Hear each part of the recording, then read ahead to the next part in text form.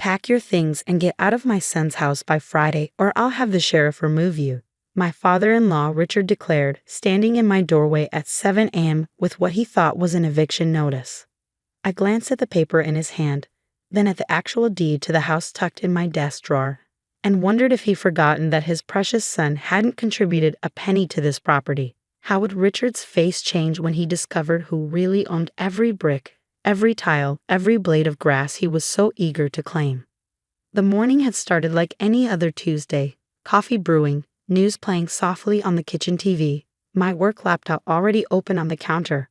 Then Richard's pounding had shattered the peace, using the spare key I foolishly let him keep for emergencies. Apparently, his definition of emergency was very different from mine. "Good morning to you too, Richard," I said, tightening my robe. "Would you like some coffee before you attempt to illegally evict me from my own home?" His face flushed red, the same shade it turned during his infamous Thanksgiving rants about this generation's lack of respect. Behind him, I could see my neighbor Mrs. Patterson pretending to water her already drowning petunias, eager for the drama. "You're home," Richard scoffed, waving the paper like a weapon. "This is the Garrison family home, bought and paid for by Garrison money. And since my son has finally come to his senses about the sham of a marriage, it's time for you to go." Interesting. I leaned against the doorframe, studying the man who'd made my life miserable for 7 years. "And where exactly is your son during this grand eviction?" "Thailand," Richard said proudly, finding himself. "He'll be back when he's ready to reclaim his life." Thailand. Of course. Last I'd heard from mutual friends, Connor was finding himself at the bottom of many bottles and in the beds of many tourists. But in Richard's mind, his son was on some noble journey of self-discovery that would eventually lead him back to reclaim his rightful place without the inconvenient wife who'd never been good enough for the Garrison name. "Did Connor send you to do this?" I asked, though I already knew the answer. "He doesn't know yet. It's a surprise for when he returns. I'm handling the family business as always." Family business, that's what Richard called his constant interference. The man who tried to veto our wedding venue for being too common, who'd insisted on adding his name to what he assumed were our joint accounts, who'd shown up to couples therapy to explain why I was wrong for his son. "Well, Richard, I appreciate your initiative, but there's a small problem with your plan." I stepped back, gesturing for him to enter. "Come in. Let's discuss this like adults." He hesitated, clearly not expecting civility. "No tricks, Jade. I have my lawyer on speed dial." "No tricks. Just facts. Please come in. Mrs. Patterson's petunias can only take so much water." He entered warily, his eyes scanning the foyer as if seeing it for the first time. The hardwood floors I personally restored, the chandelier I'd found at an estate sale and refurbished, the gallery wall of photos that, I noticed now, contained not a single picture of Connor from the last 2 years. "Can I see this eviction notice?" I asked, settling into my favorite armchair. He handed it over reluctantly. I read through it, biting back a laugh. He clearly printed this off some legal website, filling in the blanks with fiction. According to this document, Connor Garrison was the sole owner of the property, and I was a month-to-month tenant who'd violated some vague, moral conduct clause. "Richard, did you have a lawyer prepare this?" "I don't need a lawyer to remove a squatter from my son's house." "A squatter. After 7 years of marriage." "A failed marriage," he corrected. "Connor told me about your difficulties." "Our difficulties. Like Connor's gambling addiction that drained our savings. His 3 affairs that he'd blamed on my lack of spontaneity. His inability to hold a job for more than 6 months because every boss was too stupid to recognize his genius." "Yes, we had difficulties," I agreed. "Which is why we separated 8 months ago." "Legally, with lawyers." "Did Connor not mention that?" Richard shifted uncomfortably. "Separation isn't divorce. This is still his house." "Is it though?" I stood, walking to my home office. "Follow me, Richard. I want to show you something." He followed reluctantly, probably expecting me to beg or cry, his version of how women should respond to authority.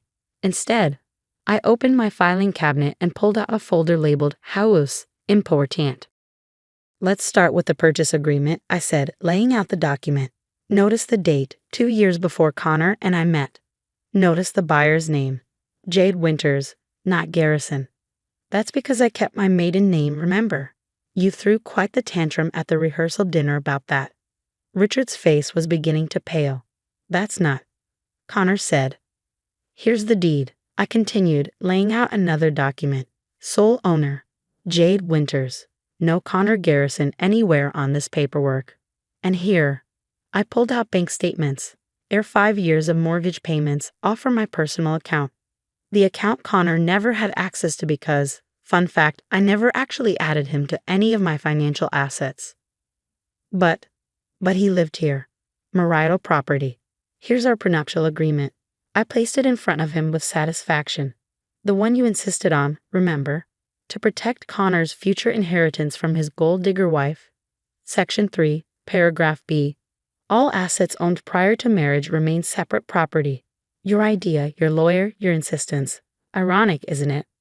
Richard sank into my desk chair without asking, his face cycling through confusion, disbelief, and dawning horror. Connor said the house was his. He's been telling everyone that he's a successful real estate developer, that he bought this place as an investment. Yes, I'm aware of his stories. Did he also tell you about the business he claimed to run from this address? The one that was actually me working from home as a financial consultant. You're lying. I pulled out my laptop, logging into the county assessor's website. Here's the public record. Anyone can look this up. Richard. Owner, Jade Winters.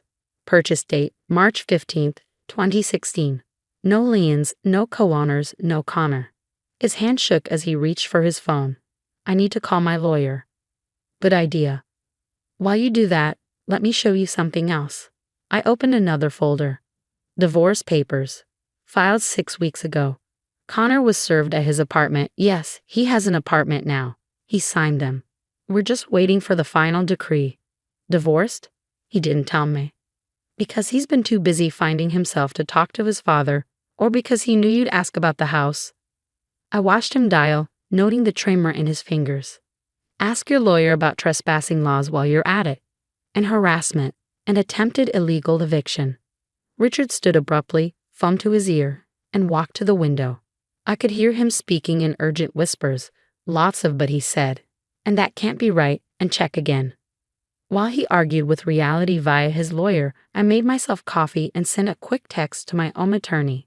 FIL showed up with fake eviction notice. Currently having meltdown in my office. May need restraining order.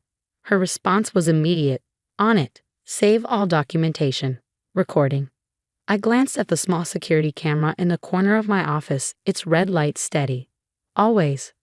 Richard ended his call and turned to face me, looking 10 years older than when he'd arrived. My lawyer says. He says Connor lied. Connor lied about a lot of things, Richard. This is just the one that affects you. But why would he? I gave him money for the down payment, $50,000. My coffee mug paused halfway to my lips. When? 6 years ago. He said you two were buying a house together. He showed me pictures of this place.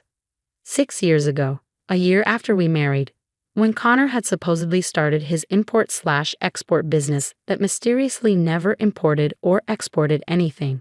Richard, I bought this house 8 years ago. Connor gave you pictures of my house and told you he was buying it. The old man slumped against the window. He said you were putting in half. Said it was a joint investment. I gave him the money for his half. And you never thought to verify, never asked to see paperwork. He's my son, Richard said quietly. I trusted him. For the first time since I'd met Richard Garrison, I felt a flicker of sympathy.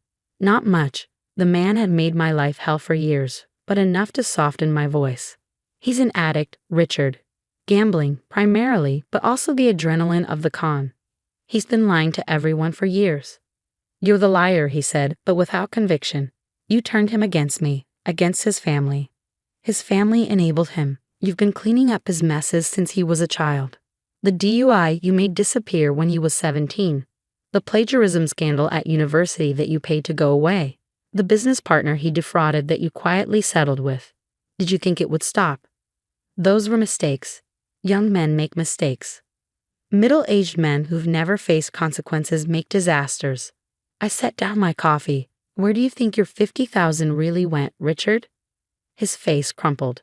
He had debts. Gambling debts. Said they'd hurt him if he didn't pay.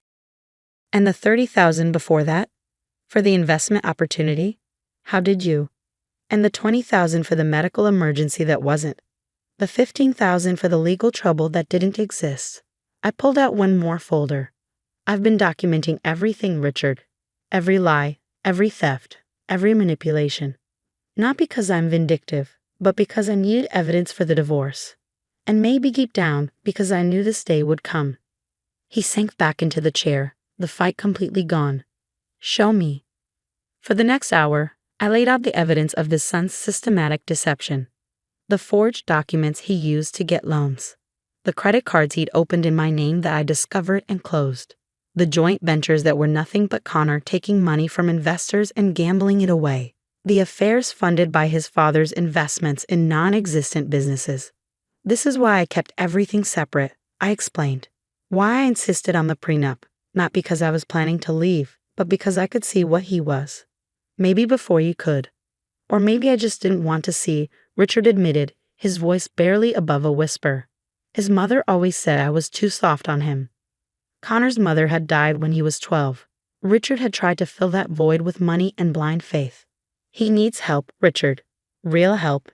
Not another bailout or another excuse. Where is he really? Not Thailand. I pulled up Connor's Instagram on my phone. The latest post showed him at a casino in Macau, champagne in hand, surrounded by people who didn't know him well enough to see the desperation behind his smile. Gambling away someone else's money, I assume, Richard said flatly. Probably. The only reason he signed the divorce papers so easily was because I agreed not to pursue the identity theft charges if he stayed away. Identity theft. Did you wonder why I was so prepared for your visit today? This isn't the first time someone's tried to take my house. Connor attempted to forge my signature on a home equity loan 6 months ago. That's what finally made me file for divorce. Richard's phone rang. He looked at the screen and grimaced. Connor, are you going to answer? He hesitated, then declined the call. What would be the point? He's just calling for money. We sat in silence for a moment.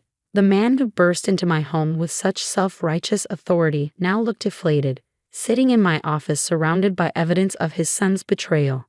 I owe you an apology, he said finally. Several, actually. Yes. Several. He looked around the office, really seeing it for the first time. You've done well for yourself. Without any help from us. Despite active hindrance from you, you mean. A ghost of a smile crossed his face. Fair point. I never gave you a chance, did I? You decided I wasn't good enough before you met me. Wrong family, wrong background, wrong career. The prenup was supposed to protect Connor from me, but it ended up protecting me from him. Ironic. Karmic, I'd say. Richard stood slowly, looking every day of his 70 years. I'll need to change the locks at my house. Cancel his credit cards. Contact my lawyer about everything. Get him into rehab first, I suggested. Real rehab, not the spa he went to last time. He's sick, Richard. This isn't just bad behavior anymore. If I can find him. He'll come to you when the money runs out. He always does. Richard picked up his fake eviction notice, crumpling it in his hands. I'm sorry about this. About all of it. 7 years of it. I survived. You did more than that. He gestured at the house around us. You thrived, in spite of us. Because of me, I corrected. My success was never about you or Connor. It was about building a life I could be proud of. He walked to the door, then paused. The divorce, is it final? 2 more weeks. Good. You deserve better than my son. The words seemed to physically pain him. I should have seen that years ago. After you left, I locked the door and leaned against it, finally allowing myself to feel the exhaustion of the morning's drama. My phone buzzed with texts from my lawyer, my friends, my sister. Word traveled fast in our suburban neighborhood. But it was the email notification that made me smile. An offer on the house from the couple who'd viewed it last week, above asking price. I walked through the rooms I'd lovingly restored, remembering all the dreams I'd had when I bought this place.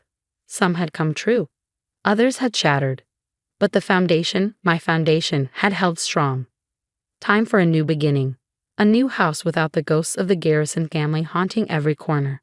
Maybe something with a better security system and definitely without spare keys for anyone. I called my realtor. Accept the offer and start looking for something new. Something that's entirely mine. What about your husband? ex-husband in 2 weeks, and he never lived here anyway, no matter what his father thought. That evening, as I packed the first box, I found our wedding photo tucked behind some books. Connor's smile was charming, confident, full of promise. Richard stood beside him, proud and protective. I'd been so young, so hopeful, so willing to believe that love could overcome fundamental character flaws. I tossed the photo in the trash, then thought better of it. Instead, I tucked it into the box labeled Lessons Learned. Someday, when the anger faded, I might want to remember. Not the pain, but the strength I'd found in surviving it. My phone rang. Richard. Connor called again, he said without preamble. He's in trouble. Wants to come home. And I told him the house was gone, that you owned it all along, that I knew everything. How did he react?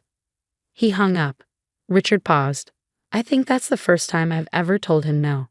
It gets easier, I said. The first no is the hardest. Does it get easier? I looked around my house, at the life I built and protected, and was now ready to leave behind for something even better. Yes, I said. It really does. 2 weeks later, the divorce was final. A month after that, I closed on the sale of the house. Richard sent a certified check for $50,000 with a note. This was never Connor's to take. Use it for your new beginning. I donated it to a nonprofit that helped gambling addicts.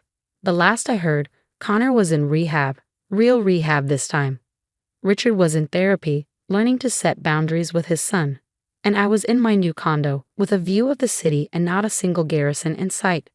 The doorman knew not to let anyone up without calling first. The deed was in my name only, and the locks? Those were mine too. Every single one. The fluorescent lights buzz overhead like angry wasps as Marcus's lawyer drones on, each word driving another nail into my motherhood coffin. I grip the edge of my seat, knuckles white, fighting the urge to scream that dream journals aren't evidence of anything except having a subconscious. In this entry dated March 12th, the lawyer says, holding my purple notebook like it's radioactive waste, Ms. K. describes drowning her daughter's stuffed animals in the bathtub while reciting nursery rhymes backwards.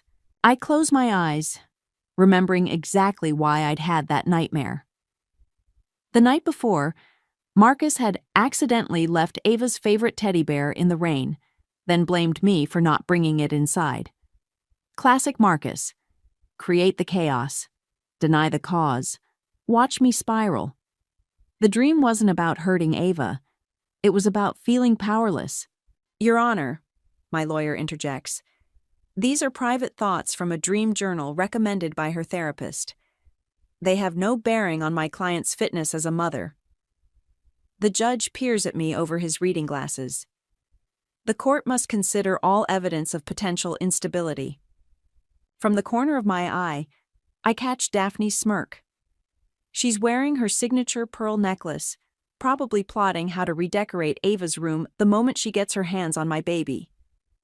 My gaze drops to her oversized designer purse, where Ava's sparkly pink hair clip peeks out like a trapped butterfly. That clip was in my daughter's hair this morning at drop-off. How did she... Furthermore, Marcus's lawyer continues, the violent imagery suggests deep-seated... Objection, my lawyer says. Speculation. Sustained, the judge mutters. But the damage is done. The words violent imagery hang in the air like poison gas. I feel Marcus staring at me from across the aisle. He's wearing his favorite charcoal suit, the one he bought the day he made partner at his firm. The day he told me I should be grateful he still wanted me, given how I'd let myself go after Ava's birth. My fingers instinctively trace the scar on my palm from when I dropped a wine glass that night, shaking too hard to hold it steady. Your Honor, Marcus's lawyer says, I'd like to read one more entry. He flips to a dog-eared page. April 3rd. The walls are breathing again. They pulse with secrets I can't tell anyone, not even Dr. Sarah. If I speak them aloud, he'll know. He always knows. The industrial cleaner smell from the freshly mopped floors makes my stomach lurch. Or maybe it's the memory of that night, how Marcus had gone through my phone while I slept, demanding to know who Dr. Sarah was, refusing to believe she was just my therapist. These ramblings clearly indicate paranoid ideation, the lawyer declares. My lawyer stands. Your Honor, if opposing counsel is finished cherry-picking my client's private thoughts, I'd like to present evidence of her excellent record as a mother. We have statements from Ava's teachers, her pediatrician. We'll review all evidence, the judge says, but I'm concerned about these writings. He glances at his watch. Court will recess for lunch. Resume at 1:30. As people shuffle out, I catch Daphne whispering to Marcus, "See? I told you that journal would be useful." She pats her purse, and I hear the familiar click of Ava's hair clip against her phone case. My lawyer touches my arm. "Samantha, you okay?" I nod mechanically, but I'm not okay. I'm watching my ex-husband and his mother congratulate each other on their performance, on their masterful twist of my private thoughts into weapons. They're so confident they've won. They don't even bother hiding their satisfaction. My phone buzzes. It's a notification from that wellness app Emma convinced me to download last week. "Ready to start your journey to empowerment?" the screen asks. "Accept your first challenge?" I almost laugh. Empowerment feels like a cruel joke right now. But as I watch Daphne adjust her pearl necklace, the one she claims Marcus's real mother left him, I find myself clicking, accept. What do I have to lose? They're already painting me as unstable. Might as well earn the title. The app loads, and my first challenge appears. Share a secret that isn't yours. I look at Daphne's pearls again, remembering the night she drunkenly admitted they came from a consignment shop. A slow smile spreads across my face as I begin to plan. My journal sits between us like a loaded gun. Every page holds a bullet. Not just the cherry-picked nightmares Marcus's lawyer read, but years of documented psychological warfare. My hands shake as I smooth down a dog-eared corner, wondering if anyone else can see the coffee stains, tear marks, and midnight pencil smudges that map my descent into hell. Your Honor, my lawyer says, I move to enter the complete journal into evidence, not just selected excerpts. Marcus shifts in his chair. The movement wafts his cologne. That awful drugstore brand he refuses to stop wearing because his mother once said it reminded her of his father. The scent makes my throat close up, just like it did the night he dumped the entire bottle in our bedroom after I mentioned it, gave me headaches. Approach the bench, the judge says. As the lawyers step forward, Marcus leans close. His breath hits my ear. You really want them to read everything? About how you're obsessed with me? Pathetic. I dig my nails into my palm, focusing on the pain instead of the urge to scream. He's trying to make me react, to prove I'm unstable. Just like he did the night I caught him deleting texts from his work colleague, Jessica. The lawyers return to their tables. The judge clears his throat. I'll allow the full journal into evidence. We'll recess while I review it in chambers. My lawyer squeezes my shoulder. This is good, Samantha. The whole story matters. But which story? The one where I documented every time Marcus misplaced my car keys before important meetings. The nights Daphne showed up unannounced to check on Ava because she'd had concerning dreams about my parenting.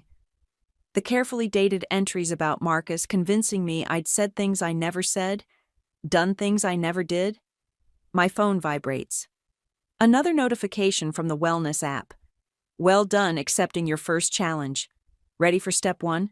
I glance at Daphne, still wearing those fake vintage pearls like a crown. The app's screen glows. Start small.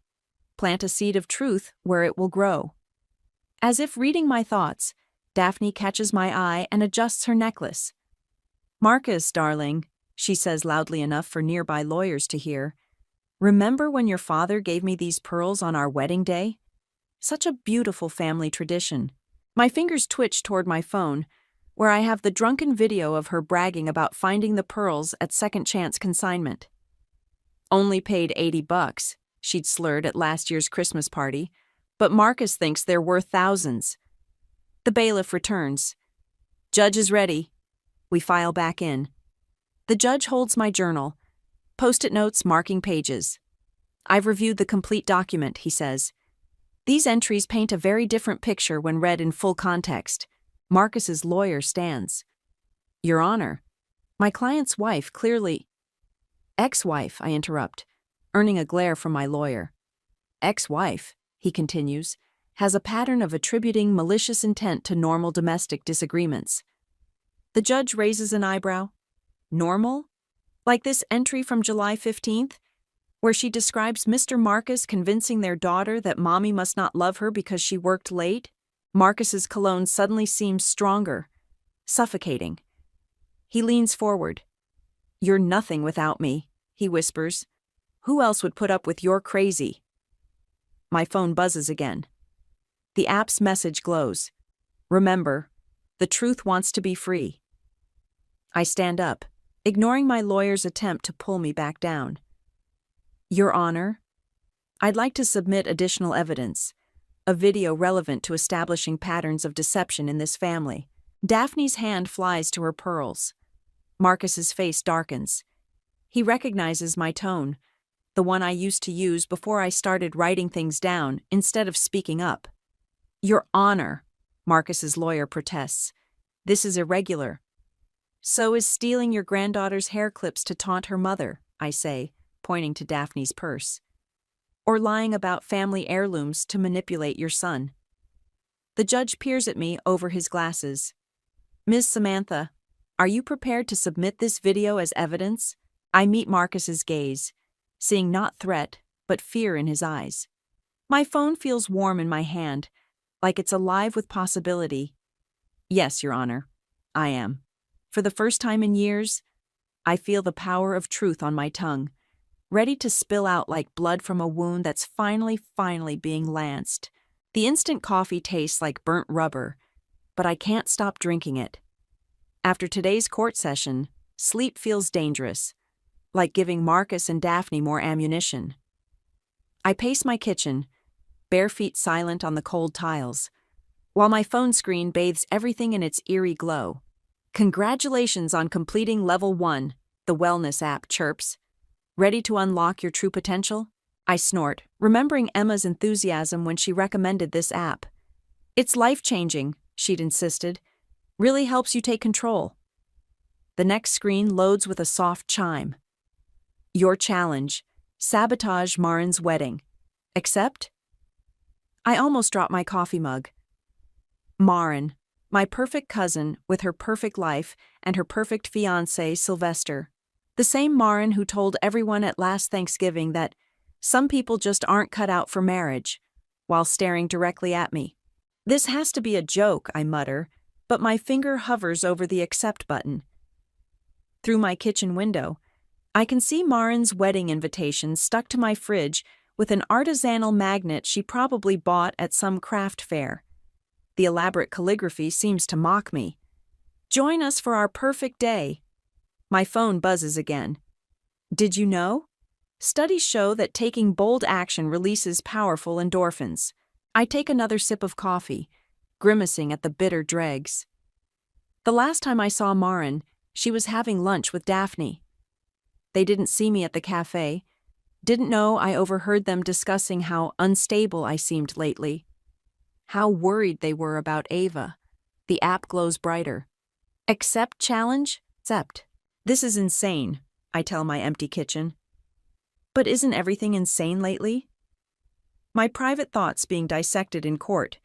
My daughter's hair accessories becoming psychological weapons.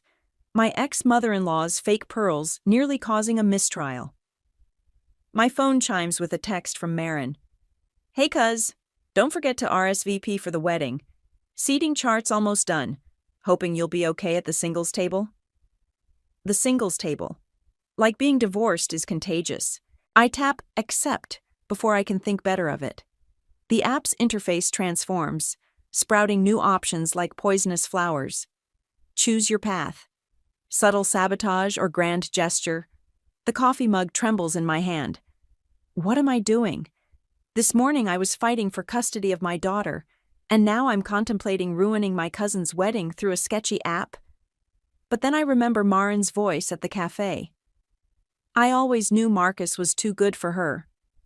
I tap subtle sabotage The screen fills with a detailed checklist, each item more devious than the last. Step 1. Gain the bride's trust. Volunteer to help with wedding preparations. Another text from Marin pings. Actually, could really use your help with some wedding stuff. You're so creative with those little crafty things you do, when you're not too busy with your situation. My situation, like my fight for my daughter, is a minor inconvenience in her wedding timeline. The app offers a suggested reply. I'd love to help. What do you need? My hands shake as I type exactly that, adding extra exclamation points to match Marin's perpetually overenthusiastic tone. She responds instantly. OMG, really? Come over tomorrow. Bringing my dress home and need help with final alterations. You're the best. The app chimes softly. Step 1 complete. Ready for step 2? I should delete this app. I should focus on my custody battle. I should be better than this. But as I rinse my coffee mug, I catch my reflection in the window. Dark circles under my eyes, hair pulled back in a messy bun, wearing the same sweater I've had on for 2 days. Meanwhile, Marin's probably getting her nightly beauty rest, dreaming of her perfect wedding to her perfect Sylvester, never once wondering if someone might take her happiness away just because they can. My phone glows in the dark kitchen. Step 2. Document everything. Knowledge is power. I pick it up, fingers trembling slightly. Show me more, I whisper, and the app complies, unfolding a plan so subtle and devastating it takes my breath away. Tomorrow I'll go help with Marin's dress. I'll smile and nod and play the supportive cousin, and I'll start taking notes, just like I did with Marcus, just like I did with Daphne. After all, I'm getting quite good at documenting things that can be used against people. The voicemail crackles through my phone's speaker for the 100th time. Marcus deserves better, Daphne's voice rasps. A child needs a stronger woman, not someone who... I press pause, my thumb trembling. The rest of that message is burned into my memory. Not someone who cries at commercials and needs medication to function. Charred toast smell wafts from the kitchen, where my attempted breakfast sits abandoned. My lawyer wants every voicemail, every text, every scrap of evidence that shows the systematic way they tried to break me down. But listening to Daphne's voice makes my skin crawl. My phone buzzes with the now familiar wellness app notification. Remember, your anger is a gift. Use it wisely. I press play again. Different voicemail. Same sneering tone. Ava mentioned you were late to pick up again. I've already spoken to Marcus about filing for emergency custody. That was the day my therapy appointment ran long, because I finally told Dr. Sarah about the gaslighting. I was 7 minutes late. 7 minutes that Daphne twisted into proof of my unfitness as a mother. The app chimes. Collecting ammunition? Don't forget to check your email archives. I switch to my laptop, scrolling through years of Daphne's digital warfare. There's the email chain, where she convinced the entire family I'd ruined Christmas by having a panic attack, conveniently leaving out how she'd deliberately triggered it by bringing up my dead mother. The thread where she'd BCC'd Marcus's entire family about my concerning behavior at Ava's school concert. I'd cried during my daughter's solo. Found something interesting? The app's message pulses gently. Everything and nothing, I mutter, but then I spot it. An email I'd archived without reading, dated 3 years ago. The subject line, FW, Pearl Necklace Appraisal. My hands shake as I open it. It's from Second Chance Consignment to Daphne, confirming the purchase of one vintage-style pearl necklace, costume jewelry, for $80. She'd accidentally forwarded it to me while mass emailing wedding photos, where she's wearing those same pearls, claiming they were worth thousands. The app pings. Truth is a weapon. Sharpen it. I forward the email to my lawyer, adding the video of Daphne's drunken confession about the pearls. Then I return to the voicemails, letting her voice fill my silent living room with more ammunition. I always knew you weren't good enough for my son, plays an older message. Did you really think you could keep up the act forever? The act. Like being Marcus's wife was a role I'd auditioned for, not a marriage I'd fought to save. Like being Ava's mother was a part that could be recast. My phone lights up with a text from Marin. Can't wait to see you today. Bring your sewing kit. My dress needs your magic touch. The wellness app immediately responds. Perfect timing. Document everything. I look around my living room at the scattered papers and dead houseplants, casualties of my ongoing legal battle. The burnt toast smell has faded, replaced by the musty scent of old memories being excavated. On my coffee table, Ava's school photo smiles up at me, her missing front tooth and pink hair clip reminding me exactly what I'm fighting for. Another voicemail plays. You'll never win this, Daphne hisses. We'll make sure of it. The app's screen glows. Ready to prove her wrong? I stand up, stretching muscles stiff from hours of hunching over evidence. In my bedroom, my sewing kit sits on a shelf. The one thing I still do well, according to Marin. Inside, nestled between pins and scissors, is my phone's backup recording device. The app chimes softly. Don't forget, every conversation is an opportunity. I pack the sewing kit carefully, making sure the recorder is charged. Daphne's voice plays one last time. A child needs a stronger woman. You're right, I whisper to the empty room. She does. I grab my keys, the weight of collected evidence settling into my bones like armor. Today, I'll help Marin with her dress. I'll smile and nod and thread needles with steady hands. And I'll record every backhanded comment, every subtle dig, every scrap of proof that I'm not the unstable one in this family. The app's final message glows as I leave. Sometimes the best revenge is letting people reveal themselves. For once, I completely agree. The champagne cork explodes like a starting pistol, making me flinch. Around me, the country club dining room sparkles with fairy lights and crystal centerpieces. Everything perfect because that's what Marin demands. I clutch my small evening bag, feeling the weight of the forged text messages inside. Screenshots carefully doctored to show her wedding planner double booking vendors and pocketing deposits. Speech time, Marin trills, her voice carrying across the room. She's radiant in her blush pink rehearsal dinner dress, hair styled in elaborate curls. Her designer clutch sits unattended at her place setting, just waiting for an opportunity. The app buzzes against my hip. The moment approaches. Stay calm. Sylvester stands, champagne flute raised. I'd like to thank everyone for coming tonight. I slide from my seat at the singles table, pretending to head for the restroom. My fingers brush against scattered rose petals and gold glitter on the tables I pass. The sparkles stick to my sweating palms like tiny accusations. And especially my beautiful bride-to-be. Marin's clutch is right there. I stumble slightly, catching myself on her chair. Sorry, I whisper, though she's too enraptured by her fiancé to notice. In one fluid motion, I slip the printed screenshots into her bag. The app vibrates. Well done. Now watch. Who makes every day magical? I return to my seat, heart thundering so loud I'm sure everyone can hear it. The glitter on my hands catches the light, making them look like they're trembling even when they're still. Marin dabs at her eyes, careful not to smudge her perfect makeup. She reaches for her clutch, probably for a tissue, and the screenshots spill out onto her lap. I take a sip of champagne. The bubbles burn my throat. What's this? Her voice cuts through Sylvester's speech. She's scanning the papers, her face shifting from confusion to rage. What the actual hell? Sylvester stops mid-sentence. Honey? Did you know about this? Marin stands up, screenshots shaking in her manicured hands. Did everyone know our planner was screwing us over? The room goes silent, except for the soft classical music playing overhead.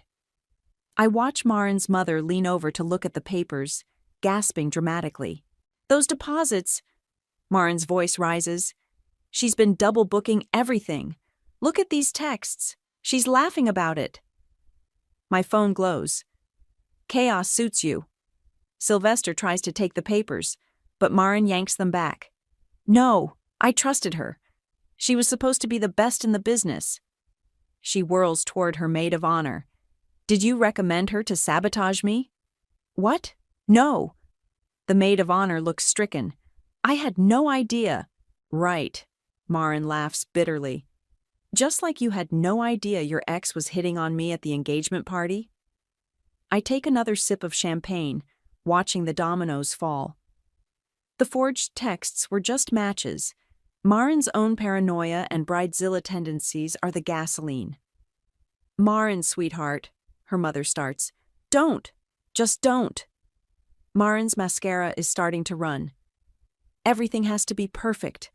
I won't let anyone ruin this. The app chimes softly. Sometimes people destroy themselves better than we ever could. Sylvester finally gets hold of the screenshots. These could be fake. Fake? Maren's voice goes deadly quiet. Are you calling me crazy? Like everyone called Samantha crazy? I nearly choke on my champagne. The glitter on my hands suddenly feels like evidence. No, I just meant... You meant what? That I'm overreacting? That I'm being dramatic? Maren grabs her clutch, scattering more papers. Well, guess what? The wedding's off until I sort this out. She storms out, leaving behind a stunned silence and scattered rose petals. Sylvester stands frozen, champagne flute still raised in his interrupted toast. The app buzzes. Mission accomplished. Ready for the next level? I should feel guilty. I should confess. I should run after my cousin and tell her the truth. Instead, I watch her mother follow her out, calling, Maren, please be reasonable. Reasonable. Like Marcus was reasonable when he convinced me I was losing my mind. Like Daphne was reasonable when she told the court I was an unfit mother. I finish my champagne and stand up, careful to brush the telling glitter from my hands. Around me, the perfect rehearsal dinner dissolves into chaos. Just like my perfect marriage, my perfect life. My phone glows with one final message. Remember, you're not destroying her life. You're showing her who she really is. As I leave, I hear Sylvester say, maybe we should postpone the wedding anyway. I smile. Sometimes revenge tastes like expensive champagne and looks like scattered rose petals on a country club floor. The judge's voice grows hoarser with each page he reads. I watch his water glass empty, refill, empty again, as my documented nightmare unfolds in the sterile courtroom air. October 15th, he reads. Marcus told Ava that Mommy must not want to tuck her in, since I was still at work. He knew I was stuck in traffic. He tracked my phone. He always tracks my phone. Marcus shifts in his seat. The leather squeaks, breaking the heavy silence. November 3rd, the judge continues, clearing his throat. Daphne showed up unannounced again. Said she smelled gas. Made me check every burner while she filmed it for safety. There was no gas. There's never any gas. My lawyer slides a tissue box closer, but I don't need it. These aren't fresh wounds. They're scars, mapped out in blue ink that smells faintly metallic, like blood. December 24th. The judge pauses, takes another sip of water. Marcus says I ruined Christmas by burning the ham. I didn't burn the ham. He turned up the oven when I wasn't looking. He admitted it, laughing. Said I should pay more attention. Said a good mother would pay more attention. A small sound escapes Marcus. Half scoff, half choke. His lawyer whispers something urgent in his ear. January 9th. The judge's voice rasps. Found my car keys in the freezer. Marcus says I put them there during a episode. Says he's worried about my mental state. Says maybe I shouldn't drive Ava anymore. The fluorescent lights hum overhead, casting harsh shadows under Marcus's eyes as he stares at his hands. He's not smirking anymore. February 14th, the judge reads. Valentine's Day. Marcus gave me a self-help book, Overcoming Paranoid Thoughts. Inside, he'd highlighted passages about delusional mothers. Said it reminded him of me. My phone vibrates silently. Truth hits harder than any revenge. March 22nd. The judge reaches for his water again. Daphne told Ava's teacher, "I've been unstable lately." Teacher called CPS. Marcus acted surprised, concerned. But I saw them, him and Daphne, laughing in the parking lot after. Marcus's lawyer stands.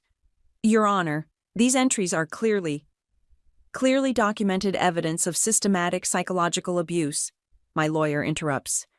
"With dates, times, and witnesses." The judge holds up his hand. April 5th, he continues. Marcus deleted Dr. Sarah's number from my phone. Says therapy is making me paranoid. Says I should be grateful he puts up with my crazy. Says no one else would want me. I hear Marcus's breath catch. He remembers that night. How proud he'd been of his little phone hack. How he'd explained to me exactly how unstable I seemed for being upset about it. May 18th. The judge's voice is barely a whisper now.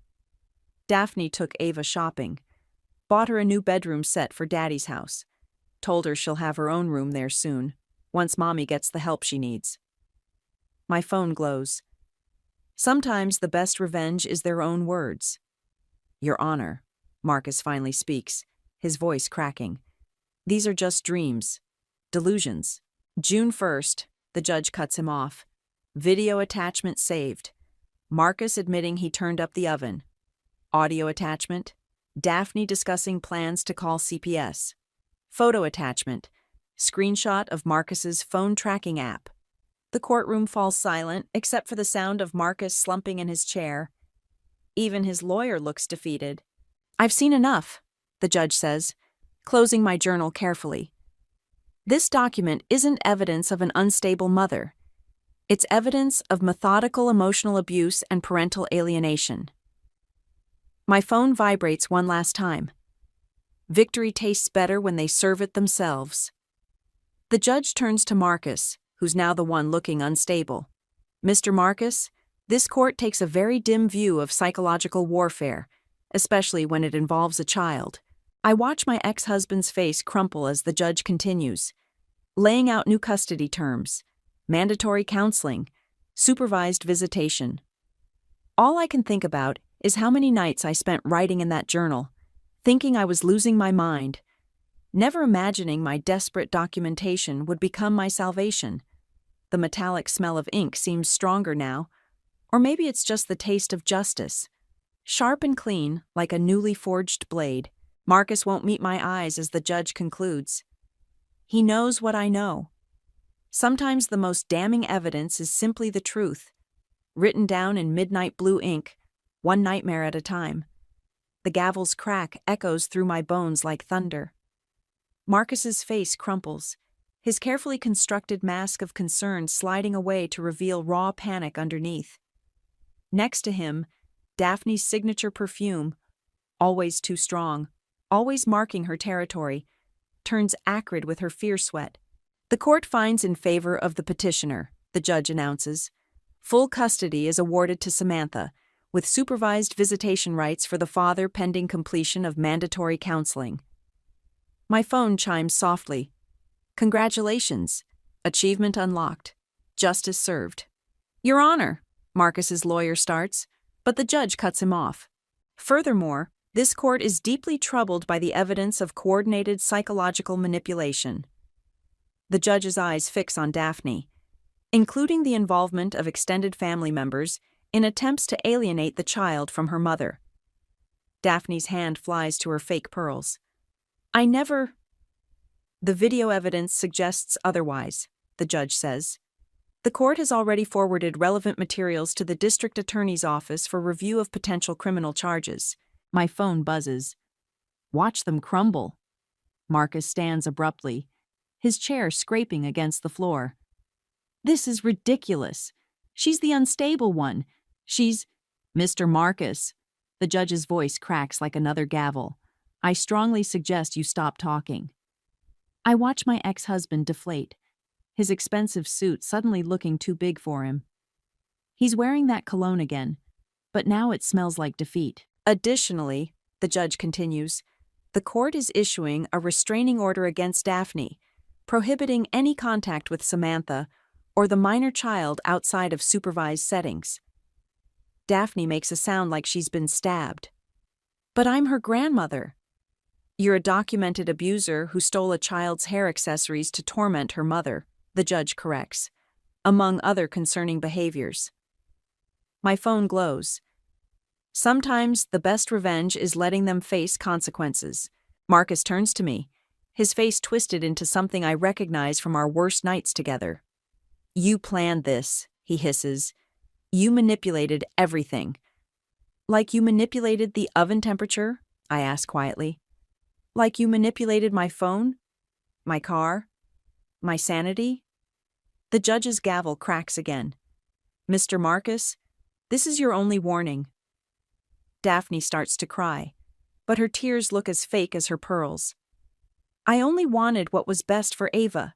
By teaching her that psychological torture is a love language? The words slip out before I can stop them, but I don't regret them. My phone chimes. Speak your truth. The time for silence is over. The bailiff steps closer to our tables as Marcus's lawyer frantically whispers in his ear. I watch them both, the man who tried to break me and the woman who taught him how. They look smaller now, diminished by the harsh fluorescent lights and the weight of their own exposed lies. The custody transfer will take place immediately, the judge declares. Mr. Marcus, you will surrender all copies of house keys and garage door openers. A court officer will supervise your removal of personal items from the family home. Marcus slumps in his chair. I remember how he used to loom over me, how he made himself bigger by making me smaller. Now he just looks lost. My phone vibrates. Final boss defeated. Ready for the epilogue? One last matter, the judge says, lifting my journal. This document represents extraordinary presence of mind in documenting abuse. The court commends your foresight, Samantha. Daphne's perfume has turned completely rancid now, mixing with her desperation. She's destroying our family. No, I say, standing straight. I'm protecting what's left of it. The gavel falls one final time. Court is adjourned. Bailiff, please ensure Mr. Marcus and Daphne remain until the custody transfer paperwork is complete. My phone glows with its last message. Game over. You won. As I gather my things, I catch Marcus staring at me. The look in his eyes isn't anger anymore. It's fear. He's finally seeing me clearly. Not the unstable woman he invented, but the survivor who documented every crack he tried to put in my foundation. Samantha, he starts, but I hold up my hand. Save it for your therapist, I tell him, and walk away. Behind me, I hear Daphne's pearls click against each other as she clutches them, probably realizing they can't buy back what she's lost. My journal sits on the judge's bench, its floral cover faded but its truth undeniable. Sometimes justice doesn't roar. Sometimes it just taps quietly, one journal entry at a time, until the whole house of lies comes crashing down. The courthouse steps gleam in the late afternoon sun, still wet from a spring shower. Lilac bushes line the path, their purple blooms heavy with rain and possibility. I breathe in deeply, tasting victory like honey on my tongue. Mommy! Ava runs toward me, pink backpack bouncing. The court supervisor follows, clipboard in hand. Are we going home now? Together? Together, I confirm, catching her small hand in mine. Her fingers are sticky with what smells like grape juice, probably Daphne's last attempt at buying affection. My phone buzzes. Congratulations, you've completed all challenges. Rate your experience? Emma appears at the bottom of the steps, waving. She's been watching Ava during the final hearing. Hey, warrior woman, she calls up. Need a ride? We're walking, I tell her, squeezing Ava's hand. I need to feel the ground under my feet. Emma nods, understanding. She's been there through everything. The late-night panic attacks, the evidence gathering, the slow rebuilding of my confidence. Call me later? Promise. The app chimes again, Your journey to empowerment is complete. Install our premium version. Instead, I open the settings and hit delete. The app disappears with a satisfying pop, like a bubble bursting. I won't need its manufactured challenges anymore. I've faced the real ones and won. Mommy, look!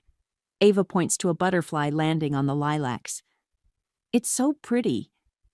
Like you, I say, watching her skip beside me. She's wearing the replacement hair clip I bought her, rainbow glitter instead of pink. New memories instead of stolen ones. Behind us, I hear the courthouse doors open. Marcus's voice carries, "Daphne, please, just get in the car." I don't turn around. Their drama isn't mine anymore. Ava tugs my hand. "Can we get ice cream?" "Of course." I smile, remembering all the times Marcus said sugar made her too hyper. How Daphne would count every sprinkle like they were contraband. We walk past the law offices where this all started, where I first showed my journal to a lawyer who didn't dismiss me as paranoid.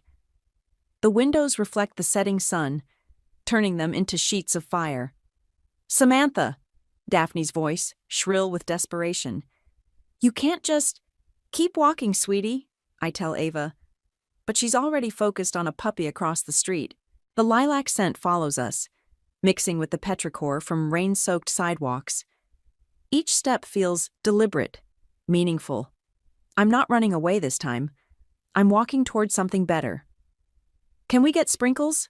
Ava asks as we approach the ice cream shop. "Grandma says they're bad for—" "Grandma doesn't make the rules anymore," I say gently. "We do." The bell chimes as we enter the shop. The cold air hits us, carrying the sweet smell of waffle cones and possibility. Ava presses her face against the display case, leaving tiny handprints on the glass. "I want rainbow everything." Rainbow everything it is. My phone buzzes one last time. Not the app, but a text from my lawyer. "Paperwork filed. Restraining order in effect. You're free. Free." The word settles in my chest like a bird finally coming home to roost. The teenager behind the counter hands Ava a cone piled high with every color they have, absolutely covered in sprinkles. It's the most beautiful disaster I've ever seen. "Mommy, your ice cream is melting." I look down at my own cone, simple vanilla with chocolate chips. The old me would have worried about the calories, about Marcus's comments on my weight, about Daphne's judgmental stares. The new me watches the ice cream drip down my fingers and laughs. Outside, the lilacs continue their quiet blooming. Somewhere behind us, Marcus and Daphne are probably still standing at the courthouse, trying to understand how their perfect plan fell apart. But their voices can't reach us here, in our bubble of rainbow sprinkles and fresh starts. "Ready to go home?" I ask Ava. She nods, face smeared with every color of the rainbow. "Can we watch movies in our pajamas?" We can do whatever we want. We walk home slowly, letting our ice cream melt, letting the evening wrap around us like a blanket. No wellness app needed to tell me this is what victory feels like. My daughter's sticky hand in mine, the taste of freedom on my tongue, and the knowledge that some bridges are better left in ashes. The lilac scent follows us home, nature's own celebration of our hard-won peace. The velvet curtains in the foundation's back office always smelled like old money and quiet desperation. I'd spent countless hours here, methodically building spreadsheets while my mother and sister collected accolades for transforming our city's art scene. Today, the familiar scent made my stomach turn. "Darling, your live stream auction concept is inspired," my mother said, not looking up from her tablet. "But it needs that special something to really capture attention." She tapped her manicured nails against the mahogany conference table, a rhythm that had haunted my childhood. Kayla lounged in her chair, already dressed for tonight's gallery opening. "Mom's right, Abby. Nobody cares about boring corporate sponsorships anymore. We need something personal, something that'll get people talking." I should have seen it coming. The way they exchanged glances, how Reagan, our PR specialist wouldn't meet my eyes. The foundation's boardroom suddenly felt airless, despite the soaring ceilings. "We're going to auction your wedding date," my mother announced. "The highest bidder gets to choose when you and Ethan tie the knot. Think of the publicity. Love for the Arts Foundation heiress puts marriage in public's hands." Ethan's hand found mine under the table, squeezing tight. I focused on his touch, warm and steady, while bile crept up my throat. "The streaming numbers will be incredible," Kayla gushed. "We can do reaction videos, behind-the-scenes content, maybe even a countdown show." I started, but Mother cut me off with a wave. "It's perfect, really. You've always been so private. This will help you connect with our donor base." The way she said private made it sound like a character flaw. "Besides, you haven't set a date yet, have you?" "We were thinking spring," Ethan said quietly. His grip tightened, and I knew he was remembering our real plans, the small ceremony we'd discussed, just us and a few close friends. Reagan cleared her throat. "The legal team can draw up the necessary contracts. We'll need to move quickly to announce before the Harrison Foundation's benefit next month." "Wonderful," Mother said. "Kayla, you'll handle the media rollout. Abigail, make sure all the technical details for the stream are sorted. We can't have any glitches." I nodded mechanically, watching my sister pull up her contacts list. She was already texting influencers, her face glowing with excitement. The same face that had beamed at cameras while accepting awards for arts programs I'd developed, taking credit for grants I'd written deep into the night. "Oh, and we'll need to revisit your dress choice," Mother added. "Something more telegenic. The Vera Wang was lovely, but it won't pop on screen." The wedding dress I'd chosen myself, of course. "I'll handle the wine selection for the reception," I heard myself say. My voice sounded distant, controlled. "I know a boutique distributor who's been eager to work with the foundation." Mother barely nodded, already discussing camera angles with Reagan. Only Ethan noticed the slight tremor in my hands as I made a note to contact Brooke about those special labels we'd discussed. "Meeting adjourned," Mother announced, standing. "Kayla, walk with me. We need to discuss your speech for tonight's opening." They swept out together, trailing expensive perfume and self-satisfaction. Reagan followed, tablet clutched to her chest like armor. When the door clicked shut, Ethan turned to me. "We don't have to do this." I touched the delicate pendant at my throat, the one piece of jewelry I owned that hadn't been chosen by my mother. "Yes, we do." I met his eyes, but not the way they expect. He studied my face for a long moment, then nodded slowly. "Nash?" "I'll call him tonight. And Brooke?" I stood, smoothing my skirt. "They want to make a spectacle of my wedding? Fine. But they're going to learn that not everything that looks pristine on the surface stays that way once you uncork it." The velvet curtains whispered as we left, their familiar musty scent now tinged with something else, something that smelled like revenge. Kayla's laughter ricocheted off the foundation's marble floors, a sound like breaking crystal. She was holding court near the massive peony arrangements, their cloying sweetness making my head swim. A cluster of society wives hung on her every word. "Can you believe it? My little sister finally stepping into the spotlight." She caught my eye across the lobby and raised her champagne flute. "To Abigail, who's making the ultimate sacrifice for the arts." The responding titters made my skin crawl. I clutched my tablet tighter and slipped out the side entrance, texting Nash that I was running 5 minutes late. The cafe was 3 blocks away, far enough from the foundation's usual haunts that I could breathe easier. Nash sat in a corner booth, 2 espressos, waiting.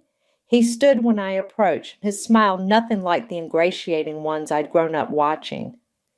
"You look like you could use this," he said, sliding 1 cup toward me as I sat. I took a scalding sip, letting the bitterness ground me. Thanks for meeting on such short notice. When the daughter of the woman who publicly rejected my firm's proposal calls, I make time. He leaned back, studying me, though I admit I'm curious about the urgency. You remember the rejection meeting? The espresso burned my tongue, but I welcomed the pain. When my mother said your vision was too, what was the word? Provincial, Nash supplied, right before your sister suggested I focus on community theater instead of real arts funding.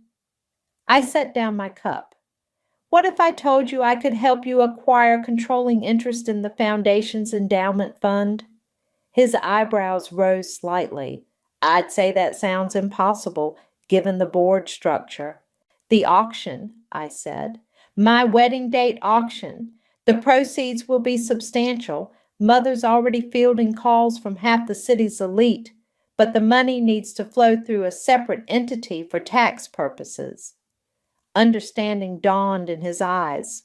A shell corporation, one that you own, but with me as the visible director. I pulled out my tablet, showing him the foundation's financial projections. The auction funds would give your firm significant leverage, especially once certain irregularities in the foundation's past dealings come to light. Nash's fingers drummed once on the table. Irregularities your mother and sister don't know you know about? Amazing what you can find when you're the only one who actually reads the quarterly reports. I swiped to another screen. There's more. The auction reception will feature an exclusive wine label. The bottles will have QR codes that appear decorative but actually link to a secure server. Containing? Everything. Grant misappropriations, manipulated artist selections, kickbacks from certain galleries. I met his gaze. Enough to end their monopoly on this city's art scene. He studied me for a long moment. Why now? Because I'm tired of watching them take credit for my work while treating me like a prop. The words came out sharper than intended. Because they think they can auction off my wedding date like it's another piece of art for their collection. And your fiancé? Ethan's with me. He's seen how they operate. I finished my espresso, the bitterness lingering. They've undermined him at every turn, suggested he's not cultured enough for the family. Nash pulled out his phone, typed briefly. I'm sending you secure contact details for my legal team. We'll need to move fast to set up the corporation before the auction announcement. I can have the documentation ready by tomorrow. Your mother and sister, they really have no idea you're capable of this, do they? I thought of Kayla's tinkling laugh, my mother's dismissive waves. They see what they want to see, the quiet daughter, the reliable one who handles the boring details. Their mistake. Nash stood straightening his jacket. I'll have my team draw up the preliminary paperwork. And Abigail? He paused. For what it's worth, I think you're going to make an excellent director. Outside, I could hear distant laughter from the foundation's direction, where my sister was probably still holding court among the peonies. Let them laugh. Soon they'd learn that some flowers, when crushed, release poison instead of perfume. I pulled out my phone to text Brooke about the wine labels. Everything was falling into place, piece by careful piece. The cellar air hung thick with the earthy scent of aging wine, a stark contrast to the sterile foundation offices above. Brooke moved between the racks with practiced ease, running her fingers along the bottles we'd selected.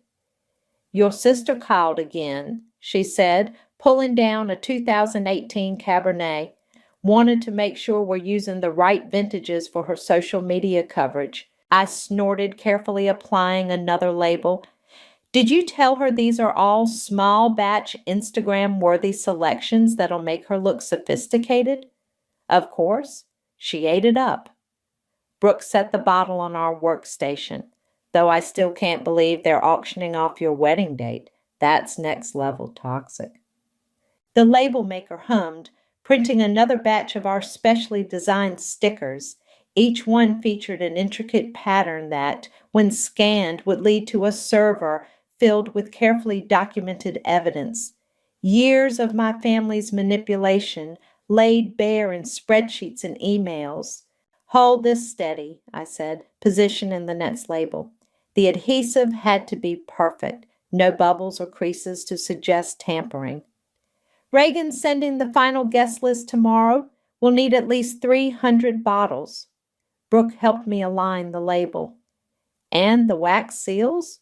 Red, like my mother insisted, because apparently everything has to coordinate with the foundation's branding. I reached for the melting pot where the sealing wax bubbled. But we modified the formula. It'll crack clean when they open the bottles, leaving the QR codes intact. The rich smell of melted wax mixed with the wine cellar's mineral tang as I dipped the first bottle. The seal would look flawless. My mother had taught me the importance of appearances after all. Your tech guy confirmed the server's secure? Brooke asked, prepping the next bottle. Nash's team handled it. Once the story breaks, every financial reporter in the city will have access. The wax dried to a perfect crimson sheen, including proof of how they blocked your distribution company from major contracts. Brooke's hands stilled on the bottle she was holding. That would change everything for my business. I know. I set the finished bottle in the rack. Consider it thanks for helping me change everything for mine. We worked in comfortable silence, the repetitive motion of label, wax, dry, becoming almost meditative. Each bottle was another piece of ammunition, another crack in my family's carefully constructed facade. My phone buzzed. A text from Ethan. Your mother just called.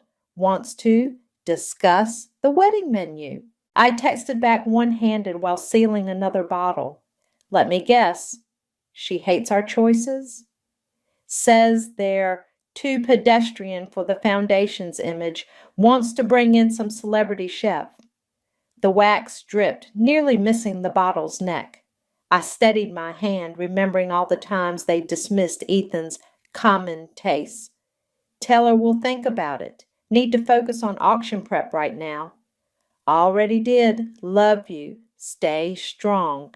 Brooke glanced at my phone. They're really going all out on controlling every detail, huh? They can't help themselves. I reached for another bottle, but they never bothered to learn about wine production or accounting or digital security. Too mundane for them. Their loss. Brooke held up a finished bottle, examining the seal. These really are beautiful, you know. No one would ever suspect. I ran my fingers over the smooth wax surface. That's the point. They taught me well. Everything has to be perfect on the outside. The cellar's climate control hummed, keeping the wines at their ideal temperature. Soon these bottles would be arranged on elegant tables, served to the city's elite while they bid on my wedding date. Each pour would bring us closer to exposure. Last batch, Brooke said, setting up more bottles. Want to celebrate with a glass when we're done? I've got a nice Malbec that's definitely not going to the gala. I smiled, reaching for the label maker. Perfect. Something honest for a change. The wax continued to melt, red as revenge, while we sealed truth into every bottle. Above us, I could imagine my mother and sister planning their grand auction, never suspecting that their undoing would be served in crystal glasses of their own choosing. The gallery hummed with expensive perfume and practiced laughter, crystal stemware catching the candlelight like trapped stars. I watched from near a Monet my mother had acquired last spring, tracking her progress through the crowd. She moved like a shark, all smooth grace and hidden teeth. Your mother's really outdoing herself, Ethan murmured, sliding his hand to the small of my back. I counted 3 state senators and a tech billionaire in the last 10 minutes. I leaned into his touch, grateful for its steadying warmth against the gallery's artificial chill. All here to bid on our future. To bid on what they think is our future, he corrected softly. Across the room, Kayla twirled for the live stream cameras, her designer gown catching the light. "And here we have the couple of the hour," she trilled, gesturing for us to join her. "My darling sister and her fiancé, whose special day will support the arts in our beautiful city." Ethan's hand pressed slightly firmer against my back as we approach, support and warning in one touch. "How are the viewer numbers?" I asked, perfecting the slight tremor in my voice that they'd expect. "Through the roof." Kayla beamed at the camera. "And the bidding hasn't even started. Speaking of which," she touched her earpiece, "they're ready for us in the main hall." The crowd drifted toward the auction space, crystal glasses clinking like wind chimes. I watched them sample our special vintage, each sip bringing them closer to truth without knowing it. Reagan materialized at my elbow, tablet in hand. "Interesting development," she said quietly. "We've had a last-minute registration from a private investment group. Very substantial preliminary offer." "Oh?" I sipped my Chardonnay, letting its metallic crispness ground me. "Mother must be pleased."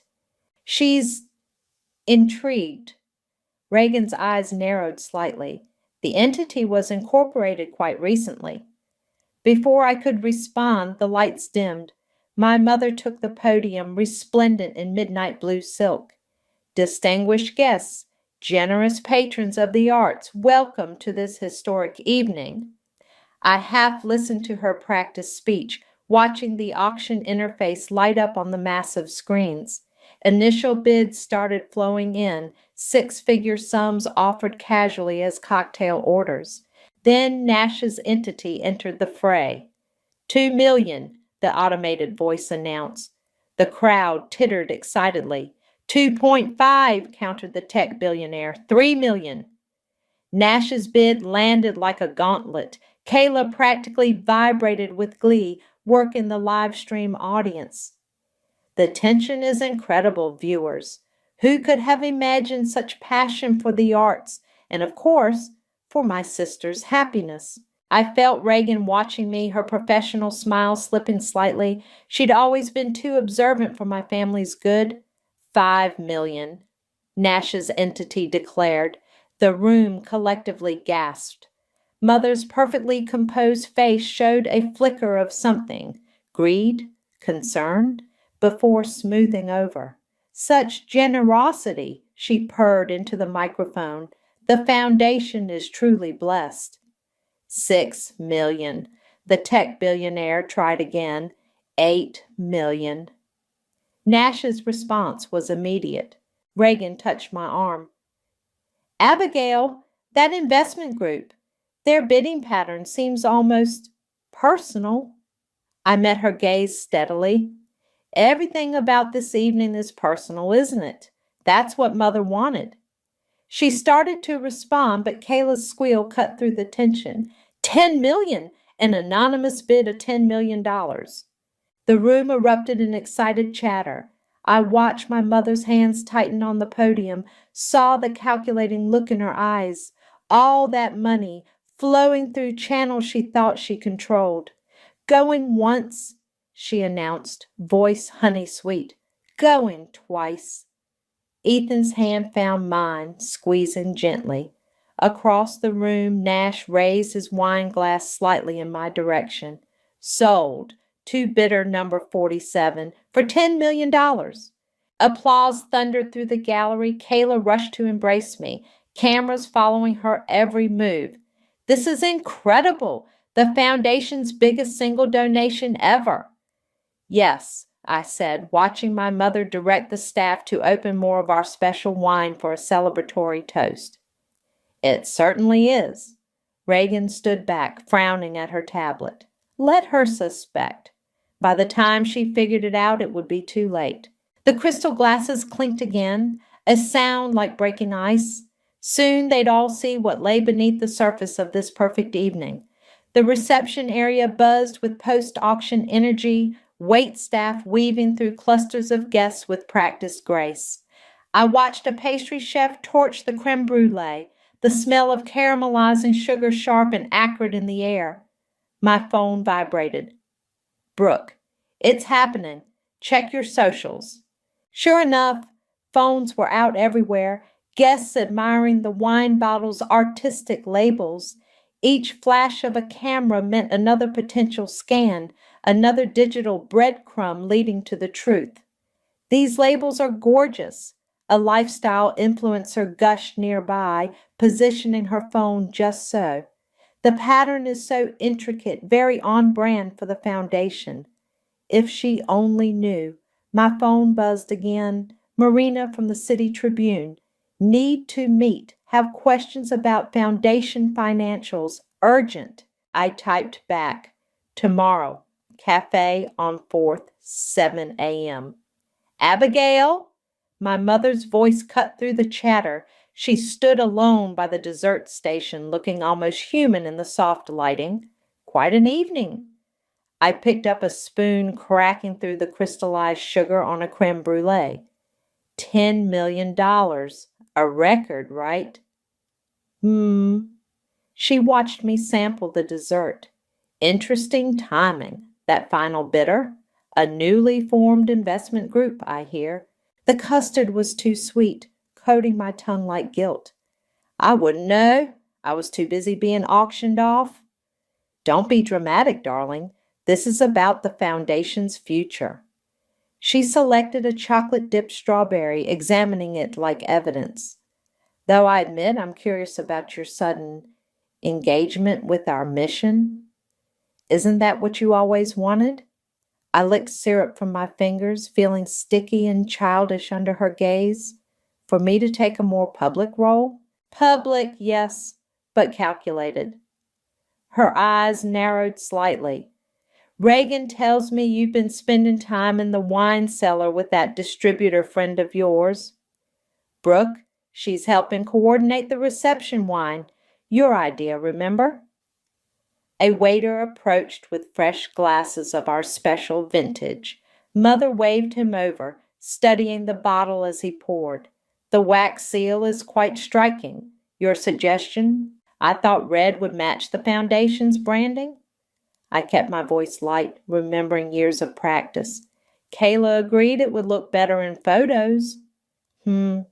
She sipped, then gestured to the crowd. Your sister certainly knows how to work a room. Look at her. Kayla held court near the string quartet, her laugh carrying over the music as she posed with guests. Phones flashed constantly around her, each one potentially capturing our coded labels. She's always been a natural, I said, the words tasting bitter as burnt sugar. Yes, well. Mother set down her glass. Some of us shine in the spotlight, others. She trailed off, the familiar dismissal hanging between us. My phone buzzed again. Nash. Financial press asking questions tomorrow? I should check on Ethan, I said, already stepping away. Make sure he's handling the attention well. Abigail. Her voice stopped me. You understand what this means for the foundation, don't you? $10 million. We'll be unstoppable. I thought of the QR codes hiding beneath perfect wax seals, of encrypted servers holding years of receipts and emails. Nothing lasts forever, Mother, not even foundations. She frowned, but before she could respond, Kayla's voice rang out. Mom, the governor's wife wants a photo. I watched her glide away, practiced smile already in place. Nearby, another influencer angled her phone toward a wine bottle, capturing its secrets without knowing. My phone lit up once more. Brooke, server traffic spiking, multiple media outlets accessing files. I moved through the crowd toward Ethan, pausing to crack the sugar on another dessert. The burnt sweetness matched the feeling in my chest, satisfaction tinged with something darker, something that had been caramelizing for years. Tomorrow, the real headlines would begin, but tonight, I watched my family bask in their seeming triumph, their glasses filled with truth they hadn't thought to look for. The string quartet started another piece, slow and inevitable as karma. I caught Nash's eye across the room and gave a slight nod. Everything was falling into place, like sugar crystallizing into glass. The gallery's industrial strength AC raised goosebumps on my arms as I approached the podium. Hundreds of faces turned toward me, bathed in the blue glow of live stream screens. My throat felt like sandpaper. As the subject of tonight's auction, I began, the microphone carrying my voice to viewers worldwide, I want to express my gratitude. In the front row, my mother beamed, probably relieved I was sticking to the script. Kayla bounced on her heels near the main camera, still riding the high of the record-breaking bid. Then I saw the first phone screen light up with a notification, then another and another. A journalist in the third row frowned at her device, then shot a sharp glance at my mother. The whispers started like a slow leak. The foundation has always been about transparency, I continued, watching Reagan's face change as she checked her tablet. About bringing truth to light through art. More phones buzzed. A society photographer lowered his camera, typing frantically. The whispers grew louder, carrying fragments that made Kayla's smile falter. Financial records? Misappropriated grants? Look at these numbers. Reagan pushed through the crowd toward my mother, her professional calm cracking. I kept speaking, my voice steady despite my desert-dry throat. Tonight's auction represents everything the foundation stands for. I met my mother's eyes. Everything hidden beneath beautiful surfaces. Kayla's live stream feed stuttered as comments flooded in. She grabbed her phone, color draining from her face as she scrolled. "What is this?" she hissed at Reagan. "Do something." But Reagan was frozen, staring at her screen. My mother's smile had turned brittle as she noticed the shifting atmosphere, the way donors were suddenly avoiding her gaze. "The winning bid," I said into the microphone, came from Horizon Ventures, a firm whose arts funding proposal this foundation rejected last quarter. Recognition flashed across my mother's face.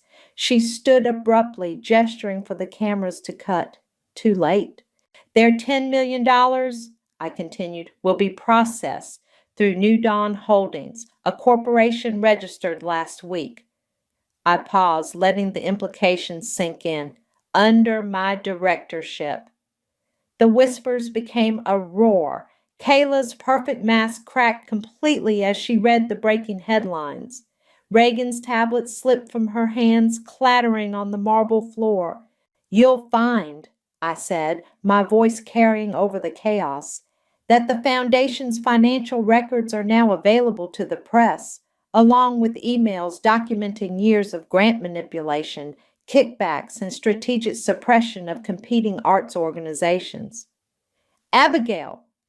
My mother's voice could have frozen flame. "Stop this, now!" "Why?" I gestured to the agitated crowd, their phones glowing like accusatory stars. "Isn't this the spotlight you wanted me in?" Journalists were already pushing forward, questions overlapping. "Is it true about the Harrison grant? What about the gallery kickback scheme? Did you knowingly falsify donor records?" Kayla grabbed my arm, her nails digging in. "What have you done?" "Created art," I said softly. "Just like you taught me. All about presentation, right?" Reagan had finally reached my mother, whispering urgently in her ear. But I could see in her eyes that she knew. Damage control wouldn't work this time. The story was already viral, spreading through the same social networks they'd used to promote the auction. "The live stream," my mother snapped. "Shut it down." "Can't," I said. "The feed's being recorded by multiple news outlets. But please keep smiling.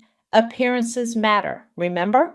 The AC hummed louder, chilling the sweat on my neck as I watched my family's carefully constructed world fracture. Ethan appeared at my side, solid and warm against the artificial cold. "Ms. Mills," a reporter pushed forward, Can you explain these documents showing systematic suppression of smaller arts organizations? My mother's mask finally slipped, revealing something ancient and angry beneath. But before she could speak, another wave of notifications swept through the crowd. The wine label story was breaking. If you'll excuse me, I said into the microphone, I need to discuss wedding dates with my fiancé. After all, that's what tonight was about, wasn't it? I stepped down from the podium, leaving chaos in my wake. The live stream cameras captured everything. Kayla's crumbling composure, Reagan's futile damage control, my mother's mask of authority shattering like sugar glass. The foundation's perfect surface had finally cracked, revealing all the rot beneath, and everyone was watching. The final bid notification echoed through the gallery's speakers with a decisive ping. $10 million. My mother's hand trembled slightly as she passed me the microphone, her smile fixed and glassy. Copper flooded my mouth. I'd been biting my cheek without realizing. The crowd's expectant faces blurred before me, phones raised to capture the moment. My heart hammered so hard I was sure the microphone would pick it up. The winning bidder, I said, tasting blood and triumph, is Horizon Ventures. A rustle of confusion swept through the audience. Behind me, Kayla's sharp intake of breath. Some of you may remember them. Their arts funding proposal was rejected by this foundation last quarter. I met Nash's eyes as he stood. They're now partnering with me to launch the Women in Arts Incubator Program. The first wine bottle popped open somewhere in the back. It's cracked like a starting pistol. Then another and another. All around the room, waiters began pouring our special vintage. What is this? My mother's whisper carried despite her best efforts. Abigail, what are you doing? The incubator, I continued, my voice growing stronger, will provide grants and mentorship to female artists and arts administrators, particularly those who've been overlooked by traditional institutions. More bottles opening now. A symphony of small explosions. Phones started buzzing, not just in the room, but across the city, across the country. The QR codes were doing their work. Oh, God, Kayla breathed, staring at her screen. Oh, God, no. Nash stepped forward. Horizon Ventures is proud to announce this partnership. We believe transparency in arts funding is crucial. He paused, letting the word transparency land, which is why we're also releasing a comprehensive review of the Foundation's grant history. The crowd's gasp was immediate, electric. Reagan lunged for her tablet, fingers flying as she tried to contain the damage. But the story was already spreading, carried by every wine bottle in the room. You'll find, I said, that each bottle of tonight's special vintage contains a link to detailed documentation, emails, financial records, evidence of how certain artists were promoted while others were blacklisted. My mother's hand clamped on my arm. Stop this immediately. Why? I turned to face her fully. Isn't this what you wanted? Your quiet daughter finally taking initiative? Journalists were already broadcasting live, their cameras catching the moment my mother's composure finally shattered. The incubator program, I announced, shrugging off her grip, will operate with complete financial transparency. Unlike the Foundation's previous creative accounting practices, Kayla's voice cracked. You can't prove anything. Actually, Nash said, his tone pleasant but firm, she can prove everything. The SEC is particularly interested in the Harrison Gallery arrangement. The room erupted. Phones flashed like lightning as society photographers captured my mother's face, Kayla's panic, Reagan's defeat. The images would be everywhere within minutes. I've spent years, I said into the microphone, watching talented women get pushed aside, watching my mother and sister take credit for other people's work, watching them decide who deserves recognition and who doesn't. More bottles opened, each crack another nail in the Foundation's coffin. So, yes, Mother, I turned to her. I finally learned to play the game. I learned about presentation, about timing, about making everything look perfect on the surface, just like you taught me. You've destroyed us, she whispered. No. I handed her the microphone. You did that yourselves. I just uncorked the truth. The live stream camera zoomed in as she staggered back, her perfectly curated world dissolving like sugar in wine. Kayla had collapsed into a chair, mascara smearing as she read headline after headline. Nash raised his glass. To new beginnings in the arts community. The crowd, sensing blood in the water, echoed his toast. Phones kept buzzing as the story spread, each notification another crack in my family's facade. Ethan, I called softly. He appeared at my side, warm and solid as always. I think I'm ready to set that wedding date now. Around us, the foundation's carefully constructed empire crumbled like burnt sugar, leaving nothing but bitter truth and the sharp, clean scent of justice finally served. Rain tapped against the gallery's stained glass, casting watercolor shadows across the chaos below. I stood in the upper mezzanine, swirling the last of our special vintage in my glass. The pepper notes lingered on my tongue, complex and satisfying. Through the window, blue and red lights pulsed silently. The foundation's board members had called the police, as if fraud investigators weren't already on their way. There she is, a reporter's voice carried from the lobby. Ms. Mills, can you comment on the allegations of systematic grant fraud? My mother's response was lost in the general din, but her body language spoke volumes. Gone was the practiced grace, replaced by something brittle and defensive. Kayla huddled behind her, foam pressed to her ear, probably trying to reach their crisis management team. Quite a vintage, Nash said, joining me at the railing, though I suspect it'll be remembered more for its label than its bouquet.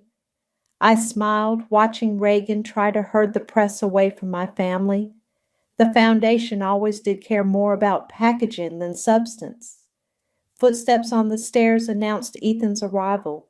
He wrapped his arms around me from behind, pressing a kiss to my forehead. His warmth seeped through my dress, steadying me like it had so many times before. The incubator program's website just went live, he murmured, already getting applications. Below, another commotion erupted as federal agents entered through the side door. The sight of my mother's face as they approached made my chest tight, not with guilt, but with something like relief. Ms. Mills, one agent called up to me, we'll need your statement. Of course. I finished my wine, savoring that final peppery note. I've been keeping very detailed records. Kayla's voice suddenly cut through the noise. This is ridiculous. She's just jealous. She's always been jealous of what we built. What you built?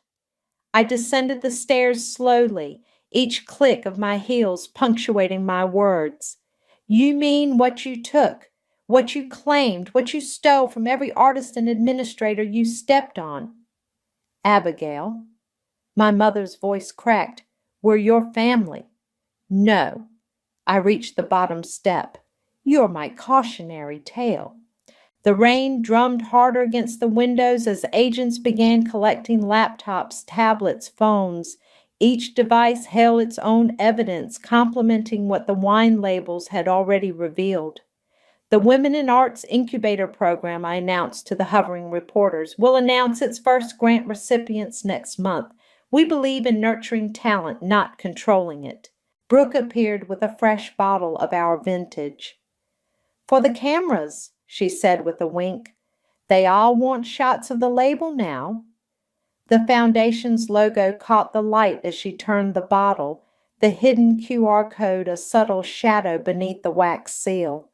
My mother watched, her expression crumbling as she finally understood the full scope of my planning. You used everything we taught you against us, she whispered. I learned from the best. I accepted a fresh glass from Brooke. About influence, about timing, about making things look exactly right on the surface. Ethan's hand found mine as the agents approached my mother and sister with papers. Warrants, probably. The sight should have satisfied me more, but instead I felt light, untethered, free. Nash, I called. Let's show them the incubator's mission statement. He nodded, pulling up the website on a tablet. Our logo filled the screen, not a reflection of the foundations, but something entirely new, something honest. The rain painted tears down the stained glass as my mother and sister were led away. Their perfect world dissolved like sugar in wine. Reporters tracked their exit, cameras flashing, but I kept my eyes on the future unfolding on Nash's tablet. When's the wedding? Brooke asked softly. Spring, Ethan answered. Small ceremony, just truth-tellers invited. I leaned into him, breathing in the lingering scent of wine and justice. Through the windows, the city glowed despite the rain, full of artists who would finally have a fair chance. To new beginnings, I said, raising my glass one final time. The remaining crowd, journalists, agents, allies, echoed the toast.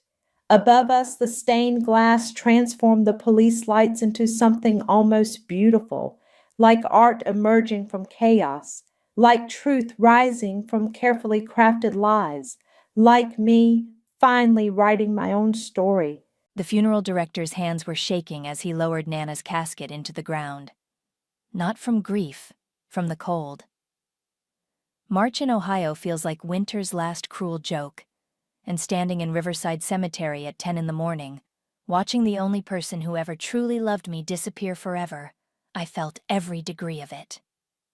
My name is Teresa, and I was 25 years old the day I buried my grandmother and unknowingly signed my own death warrant with my family. Teresa, come stand with us, my mother Susan called out, her voice carrying that fake warmth she reserved for public performances. She was positioned front and center, dabbing her eyes with a tissue that somehow never smudged her mascara. Family should be together during times like this.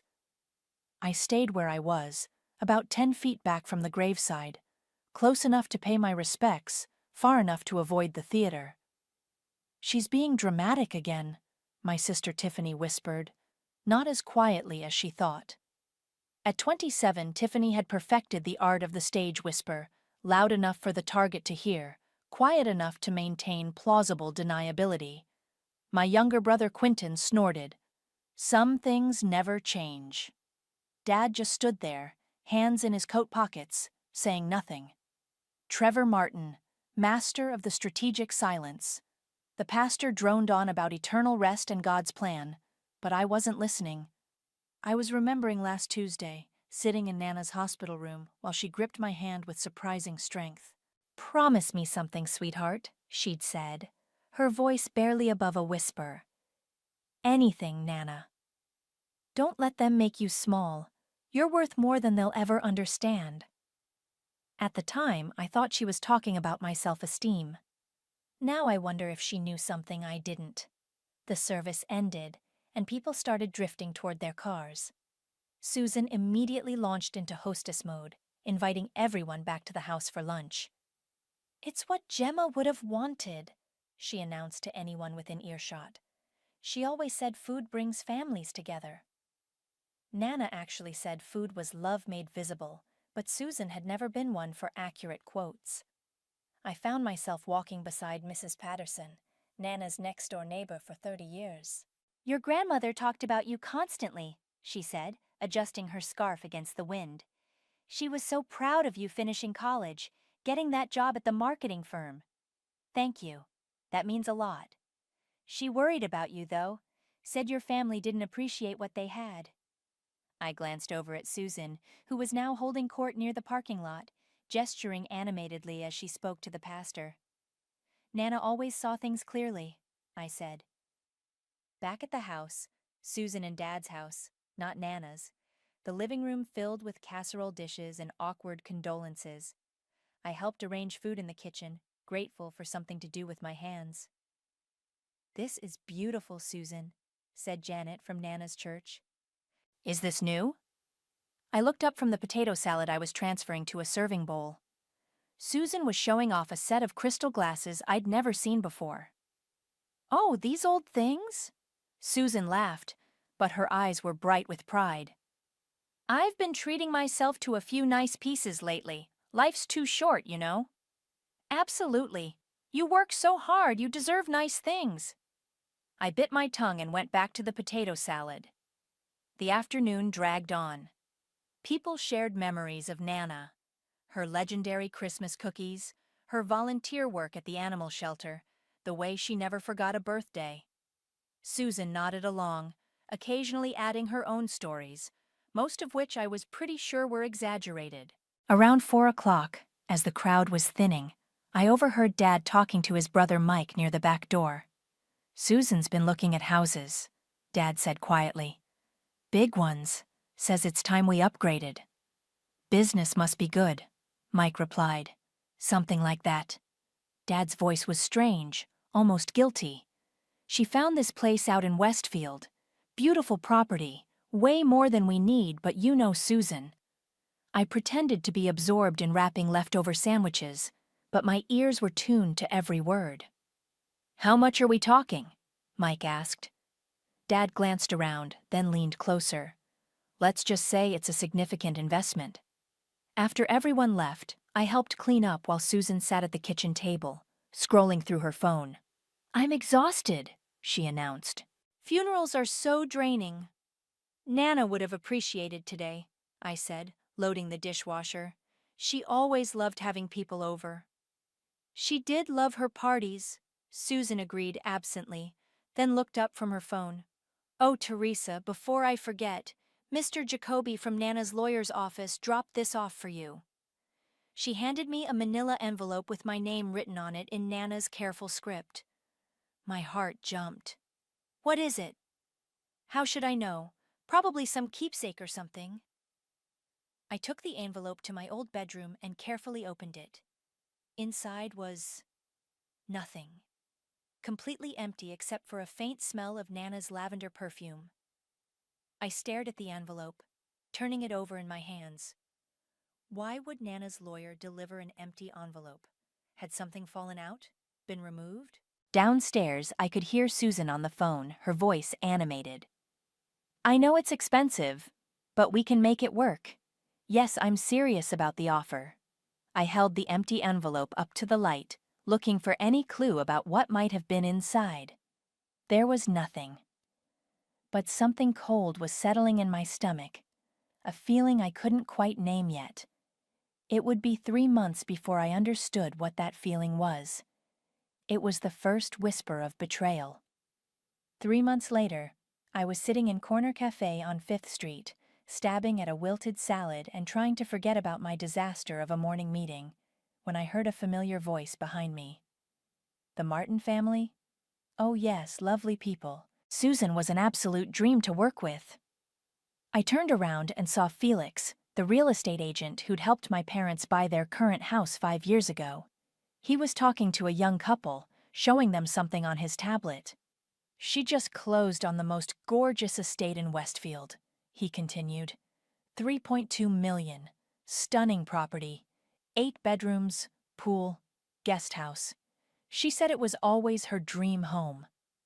The fork slipped from my hand and clattered onto my plate. $3.2 million.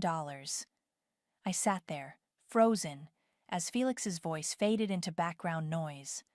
My parents lived in a nice house, sure, but it was worth maybe $400,000 on a good day. Dad managed a small accounting firm. Mom worked part-time at a boutique. Where the hell would they get $3 million? "Excuse me," I said, turning around in my chair. "Felix, right? You sold my parents their house on Maple Street." His face lit up with recognition. "Teresa, how are you, sweetheart? I'm so sorry for your loss. Your grandmother was a wonderful woman." "Thank you." I couldn't help overhearing. "Did you say my mom bought a house in Westfield?" "Oh yes, closed last month. Absolutely beautiful property on Lakewood Drive. Your mother was over the moon about it. Last month. The words came out strangled. She didn't tell you? Well, maybe it's a surprise. I probably shouldn't have said anything. I forced a smile. No, it's fine.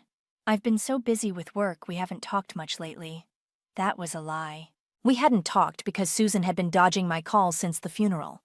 I left the cafe in a daze and drove straight to the courthouse. If Susan had bought a house, there would be public records. Deeds, mortgage information, all of it. The clerk at the records office was helpful but slow. It took 2 hours to find what I was looking for, but there it was. A warranty deed for 1247 Lakewood Drive, Westfield, Ohio. Purchased by Susan Martin for $3.2 million, cash sale, no mortgage. Cash.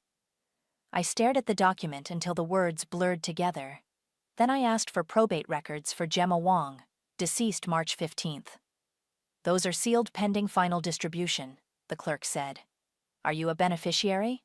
I should be. She was my grandmother.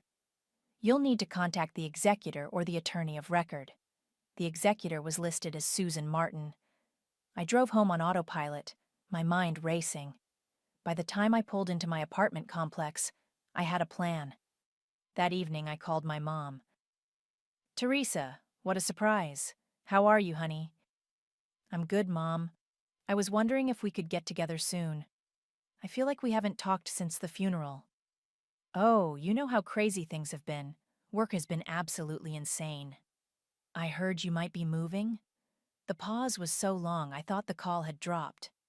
Where did you hear that? Dad mentioned something about looking at houses. Well, we've been thinking about it. Nothing concrete yet. That's exciting. I'd love to see whatever you're considering. It's really early in the process, Teresa. Let's not get ahead of ourselves. I tried a different approach. Mom, I've been wondering about Nana's will.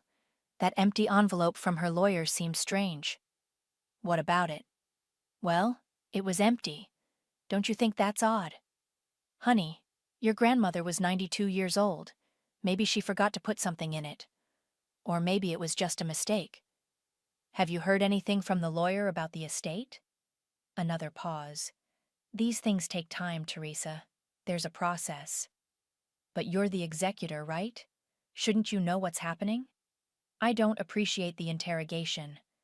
Susan's voice had shifted, becoming sharp. Your grandmother left things in order. When there's something you need to know, you'll know it. I'm not interrogating you. I'm asking about my inheritance. Your inheritance? Susan laughed, but it sounded forced. Sweetheart, your grandmother didn't have much. The house needs work, and there are debts to settle. You might want to adjust your expectations. What kind of debts? Medical bills, credit cards. You know how it is with elderly people. Look, I have to go. Trevor's calling me for dinner. She hung up before I could respond. I sat on my couch, staring at my phone. Something was very wrong. Nana had always been careful with money. She'd owned her house outright for decades, had good insurance, and lived simply. What debts could she possibly have had? I opened my laptop and started researching. Within an hour, I'd found 3 different websites that offered background checks and financial records. I paid the fee and entered Susan's information. The results made my stomach drop. Bank records showed a massive deposit into Susan's checking account 6 weeks after Nana's funeral. The amount was partially redacted, but I could see it started with a 3 and had 7 digits. My phone buzzed with an email from an address I didn't recognize. cellis.forensics@igmail.com. Ms. Martin, I specialize in estate fraud and financial investigations. I came across some irregularities in public records that may be of interest to you. If you'd like to discuss, please call me at your earliest convenience. Our Christine Ellis, CPA, CFE. I stared at the email for a full minute before I realized I was holding my breath. Then I picked up my phone and dialed. Christine Ellis. This is Teresa Martin. You just emailed me? Yes, I think we need to talk. Christine's office was in a strip mall between a nail salon and a tax preparation service. Not exactly where I'd expected to meet someone who might hold the key to my family's secrets. She was younger than I'd imagined, maybe early 30s, with sharp eyes behind wire-rimmed glasses and the kind of no-nonsense handshake that meant business. "Coffee?" she offered, gesturing to a small machine in the corner. "Please." She poured 2 cups and sat across from me at a small conference table covered in manila folders. "So, Teresa, tell me what you know about your grandmother's estate." "Apparently nothing," I said. "My mom says there wasn't much money, just debts and a house that needs work. But she just bought a $3 million house with cash." Christine opened one of the folders. "Your grandmother had a trust account with First National. On March 20th, 5 days after her death, $3.5 million was transferred out of that account." The coffee cup slipped in my hands. $3.5 million? The transfer was authorized by Susan Martin as executor. The funds went directly into her personal checking account. "That's my inheritance." "It appears so. I've been tracking similar cases, family members who abuse their executor privileges. Your situation caught my attention because of the timing and the amount." I set down my coffee before I dropped it. "What can I do?" "First, we need to establish what you were supposed to inherit. Do you have any documentation? Letters, emails, anything from your grandmother about her intentions?" "Just an empty envelope from her lawyer." Christine made a note. "We'll need to contact the attorney who drafted the will, but first, I'd recommend getting your own lawyer, someone who specializes in estate disputes." She slid a business card across the table. "Jacoby Erickson. He's good, and he's not afraid of messy family situations." "How messy are we talking?" "Teresa, if what I suspect is true, your mother committed fraud." "That's not just messy, it's criminal." I called Jacoby from the parking lot. His secretary scheduled me for the next morning. That evening, I drove to Westfield. I had to see this house for myself. Lakewood Drive was exactly what you'd expect from a $3 million neighborhood. Manicured lawns, circular driveways, houses that looked like they belonged in magazines. Number 1247 was stunning.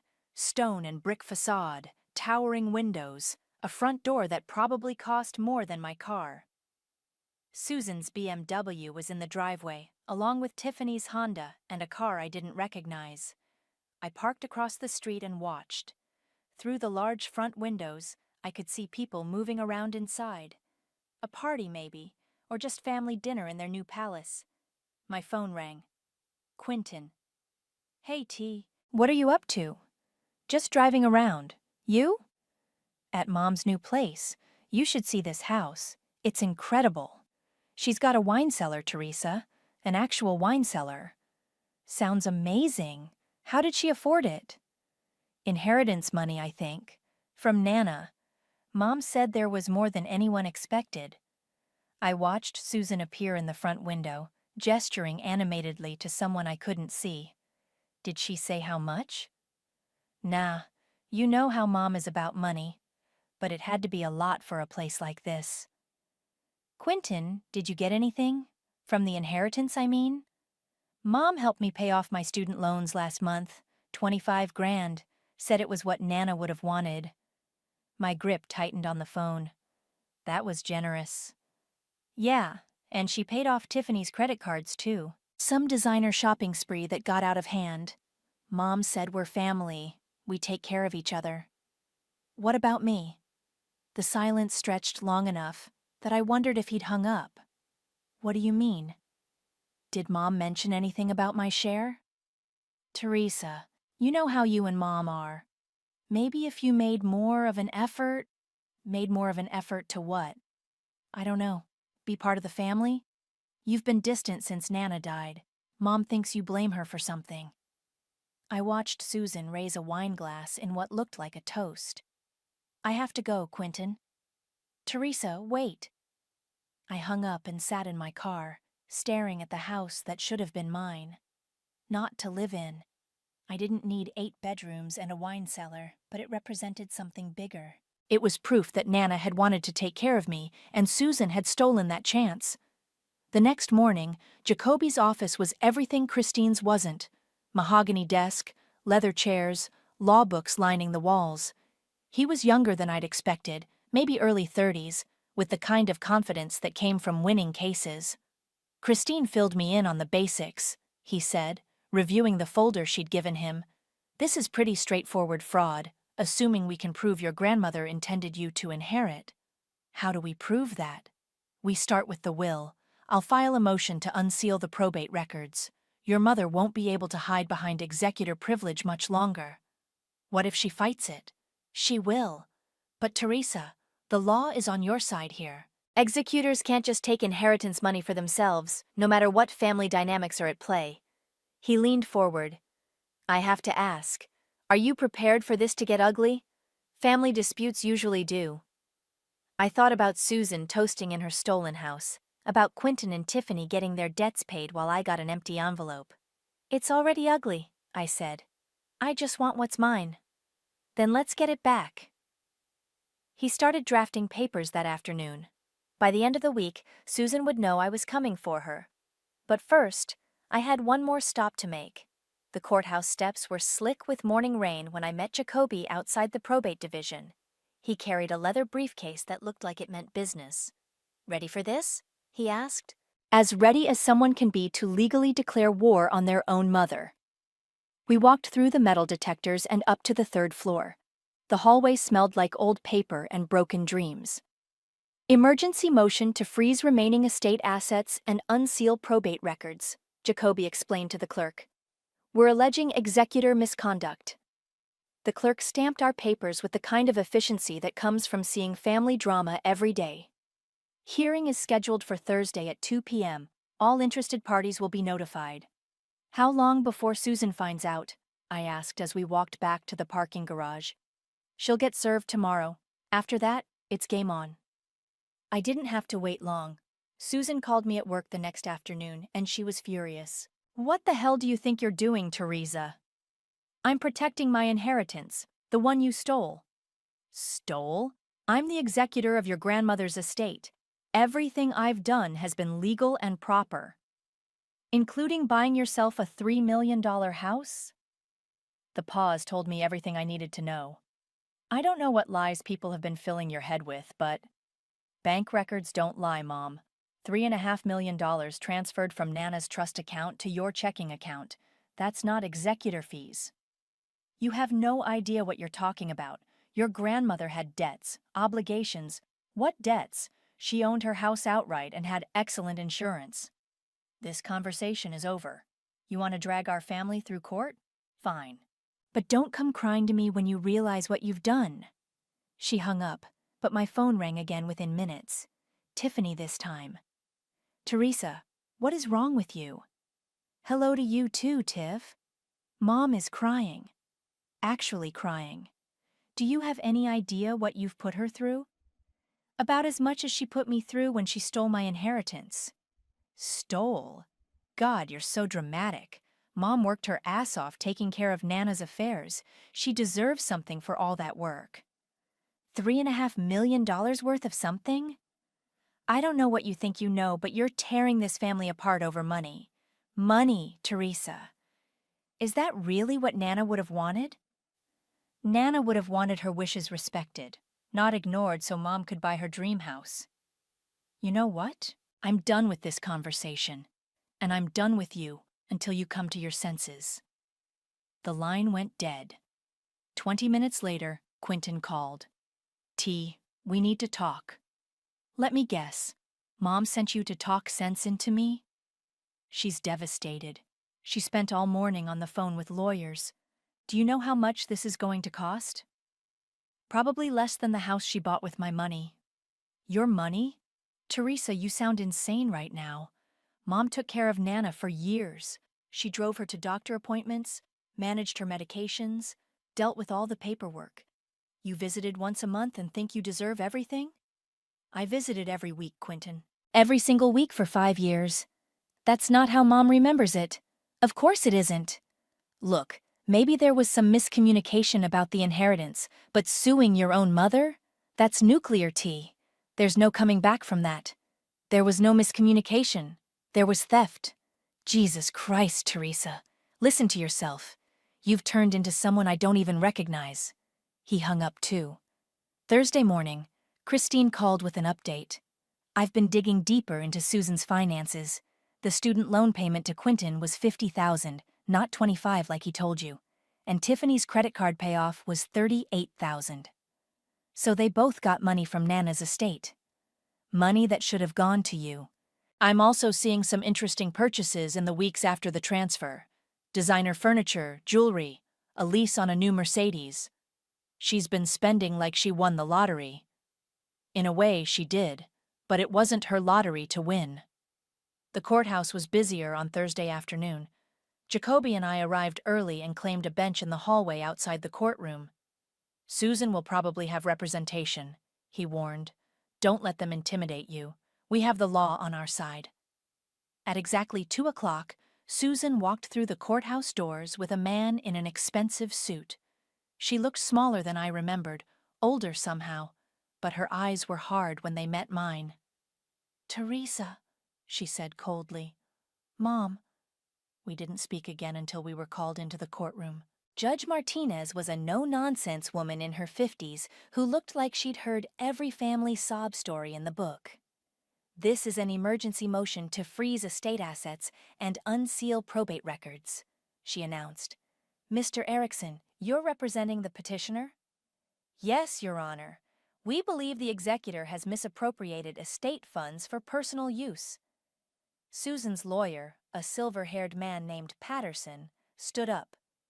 "Your Honor, Mrs. Martin has acted within her authority as executor. These allegations are baseless and motivated by family discord. Mr. Erickson, what evidence do you have of misconduct?" Jacoby presented Christine's financial analysis, the bank records showing the transfer, and documentation of Susan's subsequent purchases. Judge Martinez reviewed the documents in silence. The only sound in the courtroom was the clock ticking on the wall. Finally, she looked up. "Mrs. Martin, can you explain the $3.5 million transfer from the decedent's trust account to your personal checking account?" Susan's lawyer whispered something in her ear before she answered. "Your Honor, there were significant estate debts and administrative costs. The transfer was necessary to properly manage the estate's obligations." "And the purchase of a residential property for $3.2 million? Another whispered consultation. "That was a personal transaction, unrelated to the estate." Judge Martinez's expression didn't change, but something shifted in the room. "Motion granted. All remaining estate assets are frozen pending investigation. Probate records are unsealed effective immediately. Mrs. Martin, you are hereby removed as executor. The court will appoint a neutral administrator." Susan's face went white. "Furthermore," the judge continued, "I'm ordering a full forensic audit of all estate transactions. This matter will be referred to the district attorney's office for potential criminal investigation." The gavel came down with finality. Susan didn't look at me as she left the courtroom, but I heard her lawyer telling her something about criminal liability and potential jail time. I had won the first battle, but looking at my mother's defeated posture as she walked away, I realized winning felt a lot lonelier than I'd expected. 2 weeks after the hearing, Felix called me. "Teresa, I have an unusual request. I'm working with a client who's interested in the Lakewood Drive property. Would you be available to show it?" "I don't understand. My mother owns that house." "Actually, according to the court records, you do. The deed transfer was completed yesterday. You're now the legal owner of 1247 Lakewood Drive." I sat down hard in my desk chair. "I own it?" The court-appointed administrator moved quickly. "All fraudulent transactions have been reversed. Congratulations, you're now the owner of a very expensive piece of real estate." "Does Susan know?" "I assume her attorney informed her. The family has 30 days to vacate." That evening, I drove to Westfield. I needed to see the house again, knowing it was mine. The circular driveway felt different under my feet. The massive front door with its brass knocker wasn't intimidating anymore. It was just a door. My door. I used the key Felix had given me and stepped inside. The foyer was 2 stories high with a crystal chandelier that probably cost more than my annual salary. To the left was a formal living room with furniture that looked like it belonged in a museum. To the right, a dining room with a table that could seat 12. "Hello?" I called out. "Anyone home?" Silence. I walked through the kitchen. Granite countertops, professional-grade appliances, an island bigger than my entire apartment kitchen. French doors led to a patio overlooking the pool and perfectly manicured backyard. This was what $3.5 million looked like. This was what Nana had wanted me to have. My phone buzzed with a text from an unknown number. "Saw the news about the house. Good for you." F. Felix, I assumed. The next morning, Jacoby called with an update. "The forensic audit is complete. Christine found everything. The fraudulent transfers, the personal purchases, even some forged documents. The DA is moving forward with charges." "What kind of charges?" "Felony theft, fraud, forgery. Susan could be looking at serious prison time." I should have felt victorious. Instead, I felt hollow. "There's something else," Jacoby continued. "The court administrator found a sealed envelope in the probate file. It's addressed to you, in your grandmother's handwriting. Can you bring it to me? I'll be there in an hour." The envelope was thick, cream-colored paper with my name written in Nana's careful script. Inside was a letter dated 2 weeks before she died. "My dearest Teresa," it began. "If you're reading this, then Susan has tried to keep my final wishes from you. I'm not surprised. She's always been jealous of our relationship." My hands shook as I continued reading. "I'm leaving everything to you, because you're the only one who loved me for who I was, not what I could give you. Susan has spent years waiting for me to die so she could get her hands on my money. Your siblings follow her lead in everything. But you, my sweet girl, you visited me because you wanted to, not because you felt obligated." The letter went on to explain her decision in detail. How she'd watched Susan manipulate the family for years. How she'd seen Tiffany and Quentin treat me like an outsider. How she'd hoped her gift would give me the independence to build a life away from their toxicity. "Use this money wisely, Teresa. Don't let them guilt you into sharing it. You owe them nothing." The letter was signed with her full name and witnessed by 2 people I didn't recognize. That weekend, Susan threw a party. I found out about it from Tiffany's Instagram story. Photos of people lounging by the pool, drinking champagne, celebrating something called Summer at the Estate. The caption read, "Mom's new place is goals. Living our best life. Blessed, nas family, nas summer fun." I screenshot every post. Sunday evening, I got a call from my neighbor, Mrs. Mrs. Patterson. She lived across the street from the Westfield house. "Are you the new owner of the house on Lakewood Drive?" "Yes, ma'am." "Well, I thought you should know there's been quite a bit of activity over there. Parties, loud music, people coming and going at all hours. The previous owner, your mother, I believe, seems to think she still lives there. Thank you for letting me know. Are you planning to do something about it?" I looked at the screenshots from Tiffany's Instagram, at the photos of my family celebrating in my house, drinking champagne bought with my money. "Yes," I said, "I am." Monday morning, I called Jacoby. "I want to take possession of the house." "Are you sure? Your family is still living there." "They have 3 more weeks to move out. I want to inspect my property." "I'll arrange for a sheriff's escort." "When?" I thought about Susan's party, about the champagne toasts and the Instagram posts. "This Friday, 2 o'clock. Teresa, are you prepared for how they're going to react?" I pulled out Nana's letter and read the last paragraph again. "Don't let them make you small. You are worth more than they will ever understand." I'm prepared. Friday afternoon, I met Jacoby and 2 sheriff's deputies in the driveway of 1247 Lakewood Drive. Susan's BMW was there, along with Tiffany's Honda and a catering van. "Looks like they're having another party," Jacoby observed. Through the windows, I could see people in the living room. Laughter carried from the backyard. "Let's go," I said. The front door was unlocked. We walked into the foyer just as Susan appeared from the kitchen, carrying a tray of appetizers. She froze when she saw us. "What are you doing here?" "This is my house, Mom. I'm here to inspect my property. Your house? She set down the tray with shaking hands. Teresa, this is my home. Our home. You can't just... I can, actually. I'm the legal owner. Tiffany appeared from the living room with two of her friends. Teresa, what's going on? Your sister is having some kind of breakdown, Susan said loudly. She thinks she owns this house. One of the deputies stepped forward. Ma'am, according to the court order, this property belongs to Teresa Martin. You have until the end of the month to vacate. The color drained from Susan's face. Behind her, I could see party guests gathering in the doorway, sensing drama.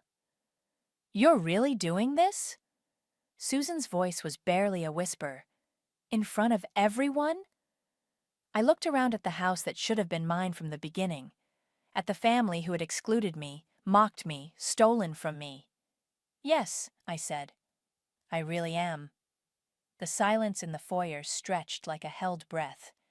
Susan's party guests clustered behind her, champagne glasses forgotten in their hands, sensing they'd walked into something much bigger than a family disagreement.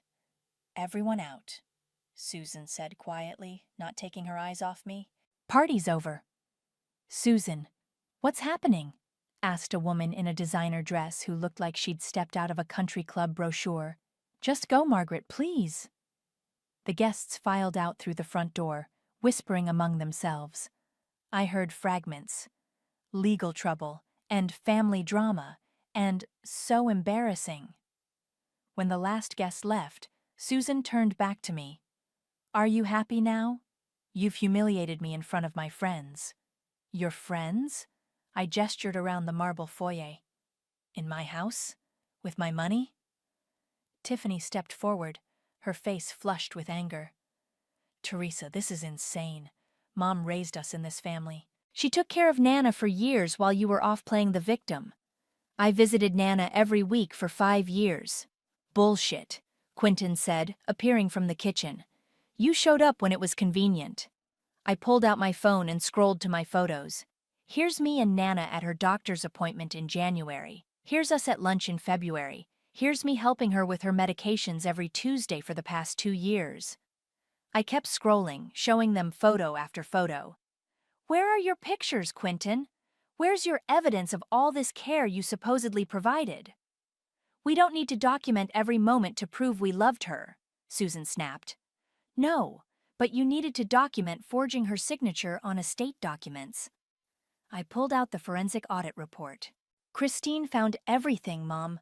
The forged transfer documents, the backdated executor appointments, the fake debt statements you created to justify stealing my inheritance. Susan's face went white. I don't know what you're talking about. Really? Because the handwriting expert says otherwise. Apparently, you're not very good at copying Nana's signature. Jacoby stepped forward. Mrs. Martin, I should inform you that the district attorney has issued a warrant for your arrest. You're being charged with felony theft, fraud, and forgery. Arrest? Tiffany's voice cracked. Mom, what is he talking about? Susan sank onto the marble bench by the front door. I was protecting this family. Your grandmother was going to leave everything to Teresa out of spite. She never cared about the rest of us. She left it to me because I was the only one who loved her without expecting anything in return, I said. Love? Susan laughed bitterly. You think this is about love? Your grandmother played favorites from the day you were born. She undermined every decision I made as your mother. She turned you against your own family. She didn't turn me against anyone. You did that all by yourselves. Quentin was pacing now, running his hands through his hair. This is fucked up. This is so fucked up. Teresa, you're going to send our mother to prison over money? I'm not sending her anywhere. Her choices sent her there. Her choices? Tiffany was crying now, mascara running down her cheeks. She's our mother. She sacrificed everything for us. She sacrificed my inheritance for herself, I corrected. And apparently for both of you too. How much did she give you, Tiffany? 50,000? 100? Tiffany's silence was answer enough. And you, Quentin? Your student loans plus what else? A down payment on that new car? Jesus Christ, Teresa. Quentin stopped pacing and stared at me. When did you become so cold? When I realized my own family would rather steal from me than treat me like I mattered. Susan stood up slowly, her composure finally cracking. You want to know the truth, Teresa? Fine. Your grandmother left you everything because she knew it would destroy this family. She was a bitter, manipulative woman who couldn't stand that I built a life without her approval. She left me everything because she loved me. She left you everything because she wanted to hurt me. Susan's voice echoed off the marble walls. She spent 25 years punishing me for not being the daughter she wanted, and now you're finishing what she started. I pulled Nana's letter from my purse and held it up. She left me a letter explaining her decision. Want to hear what she really thought about this family? Teresa, don't, Dad said quietly. He'd been standing in the doorway to the living room, silent until now. Why not, Dad? Afraid of what she might have said about you? About how you enabled Mom's behavior for years? That's enough, he said, but his voice had no strength behind it. I unfolded the letter. She wrote, Susan has spent years waiting for me to die so she could get her hands on my money. Your siblings follow her lead in everything. But you, my sweet girl, you visited me because you wanted to, not because you felt obligated. Stop, Susan whispered. I kept reading. I've watched Susan manipulate this family for years. I've seen Tiffany and Quentin treat you like an outsider. I hoped my gift would give you the independence to build a life away from their toxicity. Stop, Susan screamed. The word bounced off the walls and hung in the air like a slap. She knew, I said quietly. She saw exactly who you all were, and she chose me anyway. Tiffany was sobbing now. Loud, ugly sobs that shook her whole body. Quentin had his head in his hands. Dad just stared at the floor. Susan straightened her shoulders and looked at me with something that might have been respect, if it hadn't been mixed with so much hate. Congratulations, Teresa. You won. You got your money, your house, your revenge. I hope it was worth destroying your family. I didn't destroy this family, Mom. I just stopped pretending it existed. The deputies moved forward. Ma'am, we need you to come with us. Susan held out her hands for the handcuffs without being asked. As they led her toward the door, she turned back one last time. Don't expect forgiveness for this, Teresa. Some things can't be undone. I'm not expecting anything from any of you anymore, I replied. That's the point. The front door closed behind them with a soft click that sounded like finality. I stood alone in the foyer of my $3 million house, surrounded by the wreckage of the only family I'd ever known, and realized that winning felt exactly like losing. 3 days later, I returned to the house with a locksmith and a cleaning crew. What I found inside made my stomach turn. The kitchen cabinets hung open, emptied of everything valuable. The crystal chandelier in the foyer was gone, leaving exposed wires dangling from the ceiling. Holes in the walls showed where artwork had been ripped down, probably damaging both the pieces and the drywall. Looks like someone was in a hurry, said Maria, the cleaning crew supervisor, surveying the damage. The master bedroom was the worst. Susan had taken everything, furniture, curtains, even the light fixtures, but she'd left something behind. A framed family photo from last Christmas, smashed on the floor with a note taped to it. Hope your house keeps you warm at night. Your loving family. I picked up the broken glass carefully. In the photo, we were all smiling around Nana's Christmas tree. Susan had her arms around Tiffany and Quentin. I stood slightly apart, but Nana's hand was on my shoulder. Ma'am? Maria appeared in the doorway. We found something in the garage you should see. In the 3-car garage, Susan had spray-painted thief across the back wall in red letters 3 feet high. We can paint over that, Maria said gently. It'll take a few coats, but it'll come out. My phone rang. Jacoby. Teresa, I have news. Susan made bail, But there's a condition. She's not allowed within 500 feet of you or the property.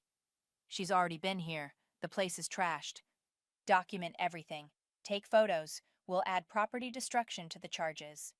That evening, I sat in my apartment scrolling through social media. Tiffany had posted a long Facebook rant about family betrayal and blood money. The comments were a mix of support and confusion from people who didn't know the whole story. "Praying for your family during this difficult time," wrote one of her friends. "Your sister sounds like a psychopath," wrote another. Quentin had been quieter, just posting a cryptic status. "Sometimes the people who hurt you most are the ones you'd die for." But it was the video that really got to me. Someone had recorded Susan's arrest at the house and posted it on TikTok. The caption read, "Rich lady gets arrested at her own party for stealing from her daughter." It had been viewed 50,000 times. The comments were brutal. The daughter did what she had to do. Family or not, theft is theft. Imagine stealing from your own child. But also, this is so sad. Families shouldn't destroy each other over money. I closed the app and called Christine. "I've been thinking about the house," I said. "I don't want to live in it." "Understandable. It's got to feel complicated. I want to do something with it. Something that would have made Nana proud." "What did you have in mind?" "She volunteered at the women's shelter for 20 years. What if I turned the house into transitional housing? A place where women could stay while they get back on their feet."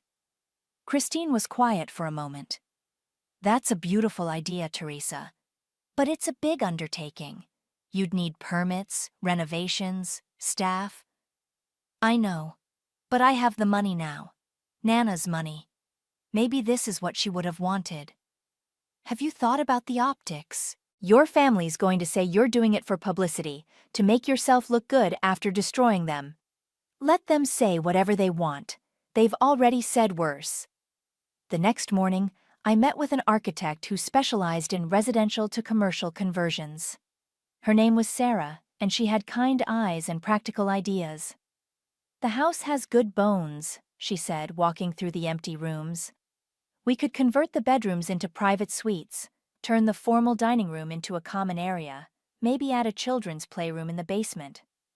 "How many families could it house?" 8 to 10, depending on the configuration. Maybe more if we add a small apartment building in the back where the pool house is. We spent 3 hours going through possibilities. By the end, I had a rough budget. $2 million for renovations and setup costs, plus ongoing operational expenses. "It's ambitious," Sarah said as we stood in the foyer, "but it's doable. Have you thought about what to call it?" I looked around the space where Susan had thrown her parties, where she'd celebrated with my stolen money. "The Gemma House," I said, "after my grandmother." That afternoon, I started a blog.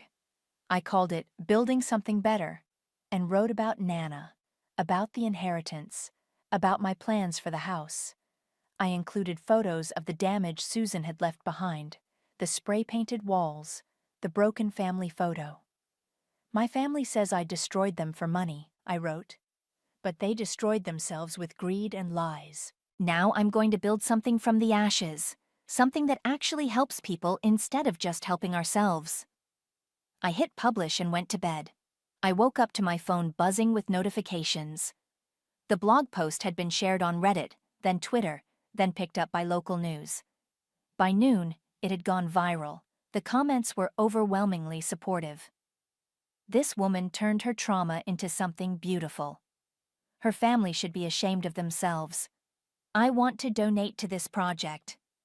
That last comment appeared dozens of times. People were asking how they could contribute to the shelter. By evening, I had interview requests from 3 local news stations and a producer from a national morning show. My phone rang. It was a number I didn't recognize. "Teresa?" "This is Quentin." My heart jumped. "Quentin, I saw your blog post and the news coverage. And I wanted to apologize. For everything. You were right about Mom, about all of it. I couldn't see it." "What changed your mind?" "She asked me to lie for her. At her trial, she wanted me to testify that you never visited Nana, that you were just after her money. When I said no, she lost it. Called me ungrateful, said I was just like you. I sat down heavily on my couch.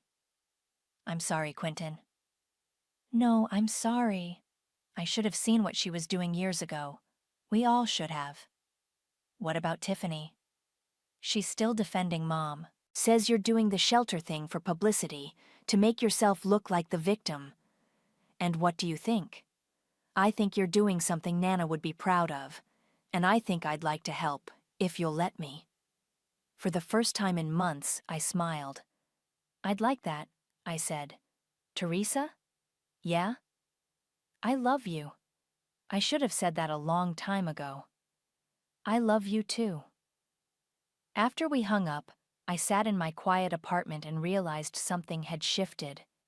The anger that had been driving me for months was still there, but it felt different now.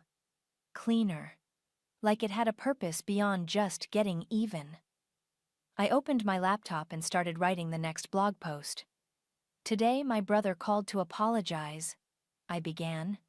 And I realized that sometimes the best revenge isn't destroying the people who hurt you. Sometimes it's building something so beautiful that their ugliness can't touch it. The morning of the grand opening, I stood in the foyer of the Gemma house, watching a mother help her 6-year-old daughter hang a drawing on the refrigerator in their new kitchen. The little girl had drawn a house with a big sun overhead and stick figures holding hands. That's beautiful, Maya, her mother said, smoothing the paper against the stainless steel surface that had once showcased Susan's imported cheeses and champagne. It's our new home, Maya announced proudly. The nice lady said we can stay as long as we need to.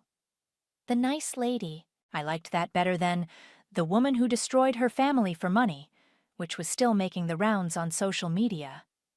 Teresa? Sarah, the architect, appeared beside me. The news crew is here for the ribbon cutting. Are you ready? I looked around the transformed space. Where Susan's crystal chandelier had hung, we'd installed warm pendant lights that made the foyer feel welcoming instead of intimidating. The formal living room was now a children's playroom filled with books and toys. The dining room had become a computer lab where residents could work on job applications and take online classes. As ready as I'll ever be. Outside, a small crowd had gathered. Local officials, donors who'd contributed after the blog went viral, volunteers who'd helped with the renovation. Quentin stood near the front, wearing a Gemma House volunteer t-shirt. He'd kept his promise to help, spending weekends painting walls and assembling furniture. Tiffany wasn't there. She'd sent a text the night before. I hope you're happy now. I deleted it without responding. Ladies and gentlemen, the mayor began, we're here to celebrate the opening of the Gemma House, a transitional housing facility that will serve up to 12 families at a time. I half listened to the speeches about community service and second chances. My attention was on the families already living here, women who'd left abusive relationships, single mothers who'd lost their jobs, teenagers who'd aged out of foster care. They were the real reason we were here. And now, I'd like to introduce the founder of the Gemma House, Teresa Martin. The applause was polite, but warm. I stepped up to the microphone, looking out at faces I recognized, and many I didn't. 6 months ago, I inherited money from my grandmother, I began. Money that was supposed to give me security, independence, a fresh start. Instead, it nearly destroyed what was left of my family. Someone in the crowd shifted uncomfortably. This wasn't the usual feel-good charity speech. My mother stole that inheritance and used it to buy herself a mansion. When I fought back, my siblings called me greedy, heartless, a destroyer of families. They said I was choosing money over blood. I paused, looking at the house behind me. But here's what I learned. Sometimes the most loving thing you can do is refuse to enable someone's worst behavior. Sometimes protecting yourself isn't selfish. It's necessary. A reporter in the front row was scribbling notes furiously. My grandmother, Gemma, spent her life helping women who had nowhere else to go. She volunteered at shelters, donated to causes, opened her home to anyone who needed it. She left me her money not because she wanted me to be rich, but because she trusted me to use it the way she would have. I gestured toward the house. So that's what this is. It's not revenge against the people who hurt me. It's a promise to the woman who loved me enough to give me the tools to build something better. The applause was louder this time. I cut the ribbon with oversized scissors while cameras flashed. Afterward, as the crowd dispersed and the news crews packed up, I found myself alone in the garden behind the house. We'd torn out Susan's elaborate landscaping and planted vegetables, tomatoes, peppers, herbs that the residents could use to cook meals for their families. Teresa?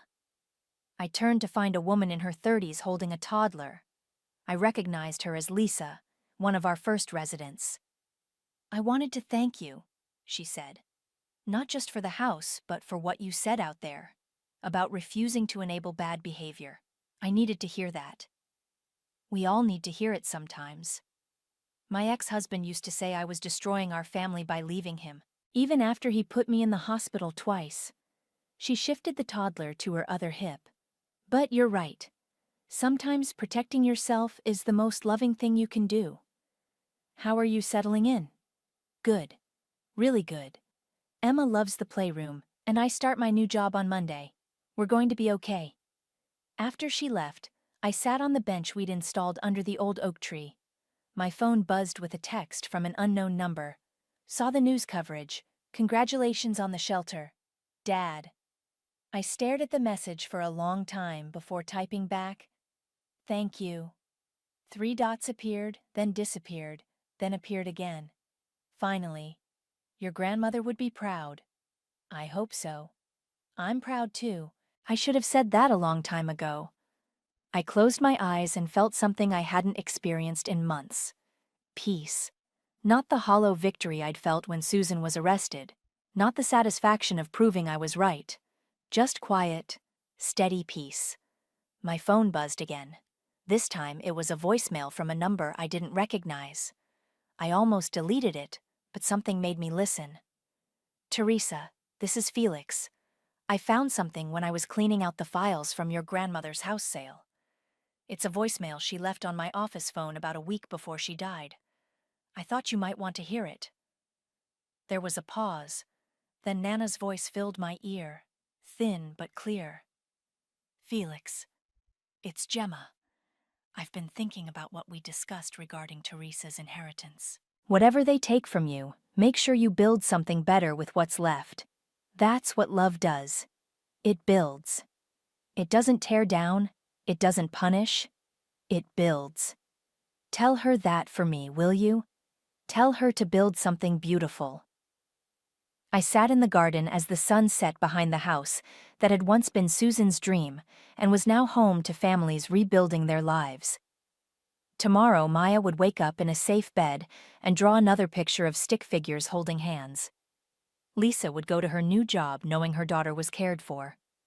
12 families would have another day to heal, to plan, to hope. I pulled Nana's locket from my purse, the one thing Susan hadn't been able to steal, and walked back into the house. In the main hallway, I hung it on a nail beside the framed photo of Nana that served as our memorial wall. "I built something beautiful, Nana," I whispered, "just like you asked." The house settled around me with the sounds of life, children laughing, mothers talking, the hum of people building better tomorrows from the ashes of their yesterdays. It was the sound of love made visible. It was the sound of home. The security footage plays in crisp 4K, showing me hunched over Father's safe in his private lab, pocketing the leather-bound journal containing our ancestral formulas. Except I never did that. I was in grass that night, sourcing jasmine absolute from the same family we've trusted for 4 generations. "This is impossible," I whisper, my fingertips pressed against the monitor's cold surface. The figure on screen has my exact posture, my signature messy bun, even the small birthmark visible on my neck. The timestamp reads 2:14 a.m. last Tuesday. The evidence is quite clear, Sonia. Mother's voice could freeze champagne. She stands rigid in her Chanel suit, one manicured hand clutching her silk scarf. The synthetic vetiver wafting from it makes my nose twitch. Caden's new signature scent, as subtle as a sledgehammer. Mother, please. You know I'd never... Enough. She won't meet my eyes. The board has made their decision. You'll receive severance adequate for a fresh start, far from here. The Gibson name, however, stays with us. My brother leans against the doorframe, arms crossed. His face shows concern, but there's triumph in the set of his shoulders. I'm sorry it had to end this way, sis. We'll take good care of Father's legacy. The legacy I've protected since I was 12, learning to detect each note, each subtle variation in our centuries-old formulas. While Caden was partying through business school, I was apprenticing with masters in Grasa, Kanauja, Damascus. But none of that matters now. The security footage has spoken. You'll need to clear out your office tonight, Mother continues. Security will escort you. My perfume lab, my sanctuary. The formulas I've been developing are company property. Caden pushes off the doorframe. Don't worry, they're in good hands. The walk to my lab feels endless. 2 guards flank me as I fill a cardboard box with personal items. My collection of antique perfume bottles, pressed flowers from significant harvests, a framed photo of Father teaching me to use a pipette. I leave my lab coat hanging on its hook, my name embroidered in gold thread. A gift from Father when I became head perfumer. My fingers brush the hidden compartment under my desk. Empty. Of course, Caden's been thorough. The night air hits me like a slap as security leads me out the service entrance. No grand exit through the marble lobby with its wall of Gibson family portraits. I'm already being erased. I spend that first night driving aimlessly, my box of memories in the trunk. Every radio station seems to be playing our latest commercial, my commercial, featuring the rose and amber blend I created for our spring collection. By dawn, I'm signing a lease on a dingy sublet in the warehouse district, as far from the Gibson building as I can get while staying in the city. The apartment always smells of burned toast and mildew, no matter how many times I clean. I tape newspaper over the windows and start plotting. The deep fake was flawless. Caden must have had help, someone with serious tech skills. I make lists, draw connections, barely sleep. Week 3, I catch our mother's press conference on my laptop. She's announcing Caden's promotion to creative director, praising his innovative vision for the company's future. The synthetic vetiver notes in his new signature scent are giving me a headache even through the screen. That's when it hits me. Caden knows technology, but he never learned the true art of perfumery. He can't tell synthetic from natural, can't detect the subtle molecular dance that makes a fragrance sing, or fall apart. I open my notebook, the real one, not the decoy they seized, and begin sketching molecular structures. If Caden wants to play with forgeries, I'll give him something genuine to worry about, something that will make his precious signature scent collapse like a house of cards. The burned toast smell from the kitchen makes me cough, but I barely notice anymore. I have work to do. Let him think he's won. Let him build his house of synthetic cards. I may be a ghost, but I'm not dead yet. 3 a.m., and I'm deep in the Fragrance Underground forums, fingers flying across my keyboard. User Vetiver Queen claims to have insider info on Caden's launch. Revolutionary molecular binding, game-changing synthetic base, redefines luxury perfumery. I snort. My brother couldn't tell ambergris from whale vomit, but buried in the hype are useful crumbs. A lab tech's cryptic comment about unstable esters, a packaging designer's complaint about rush orders. I scratch another note in my journal, the pages sticky with essential oils.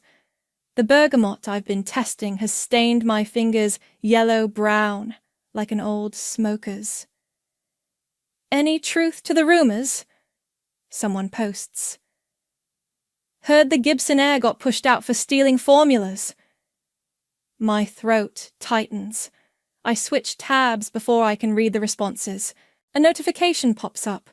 Ruby, that beauty influencer I used to work with, has sent me another DM. Girl, you need to see this. Going viral on ArtStation right now. I click the link, and my coffee mug slips from my fingers. Thankfully empty, it bounces on the carpet as I stare at my artwork. My Scent Memories series, digital paintings I created during those first dark weeks of exile, each one capturing the visual essence of a perfume note.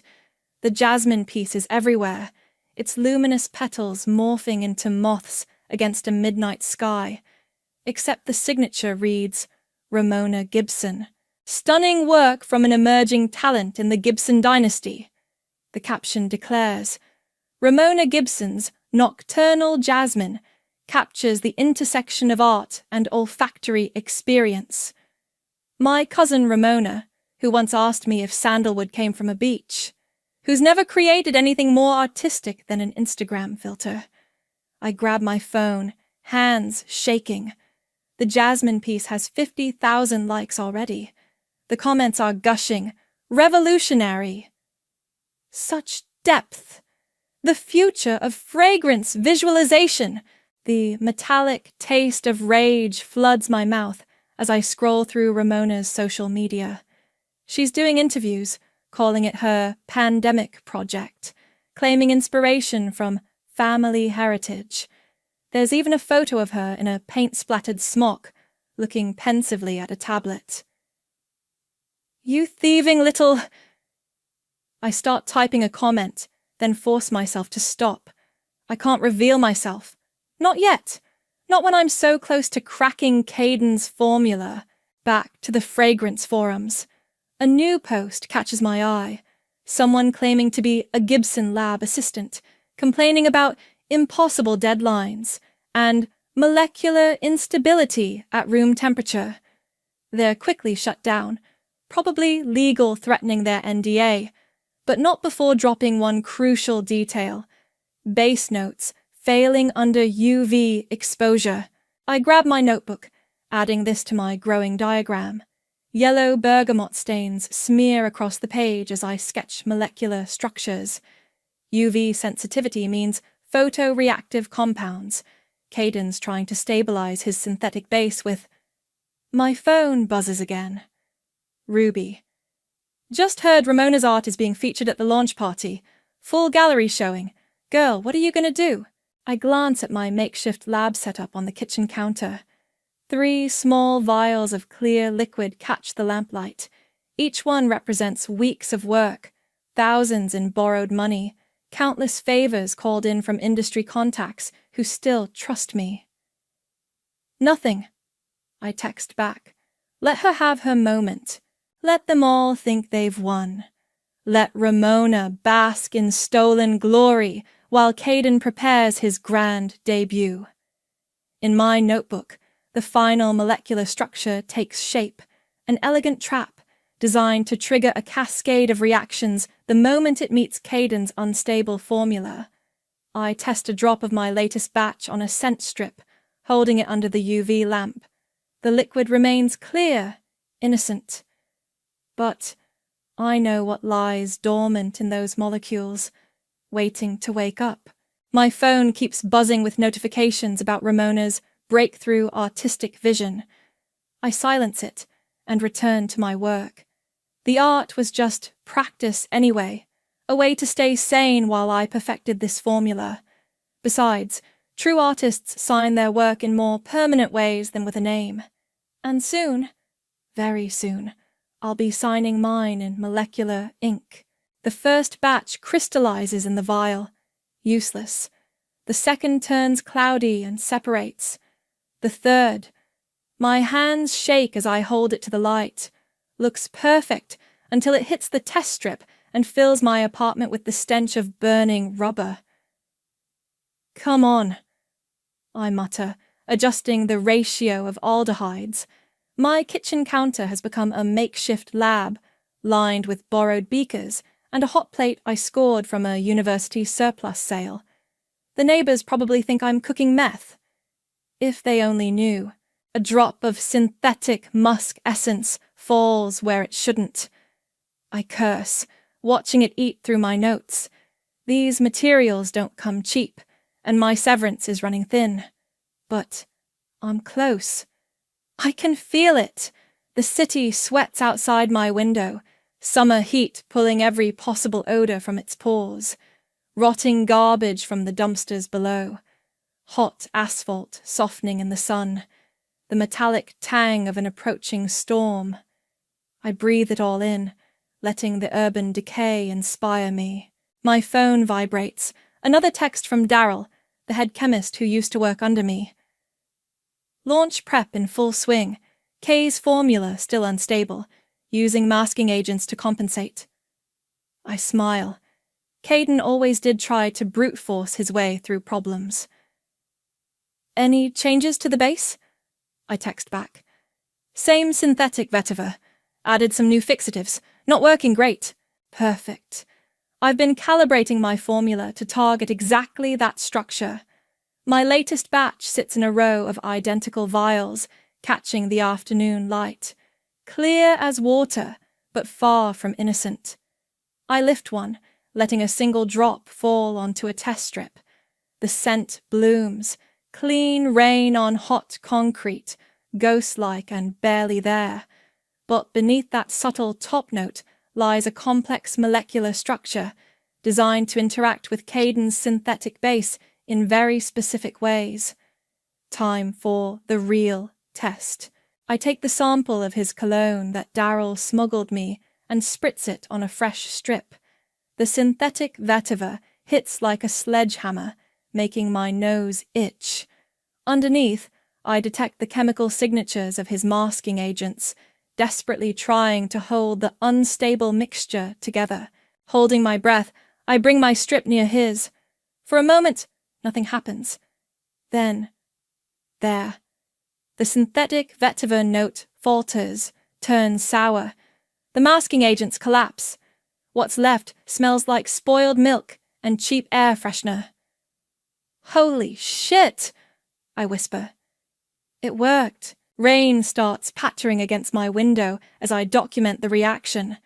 The scent of wet asphalt drifts up, mixing with my ghost note in a way that makes me shiver. I've done it. Created a formula that doesn't just mask Caden's signature scent.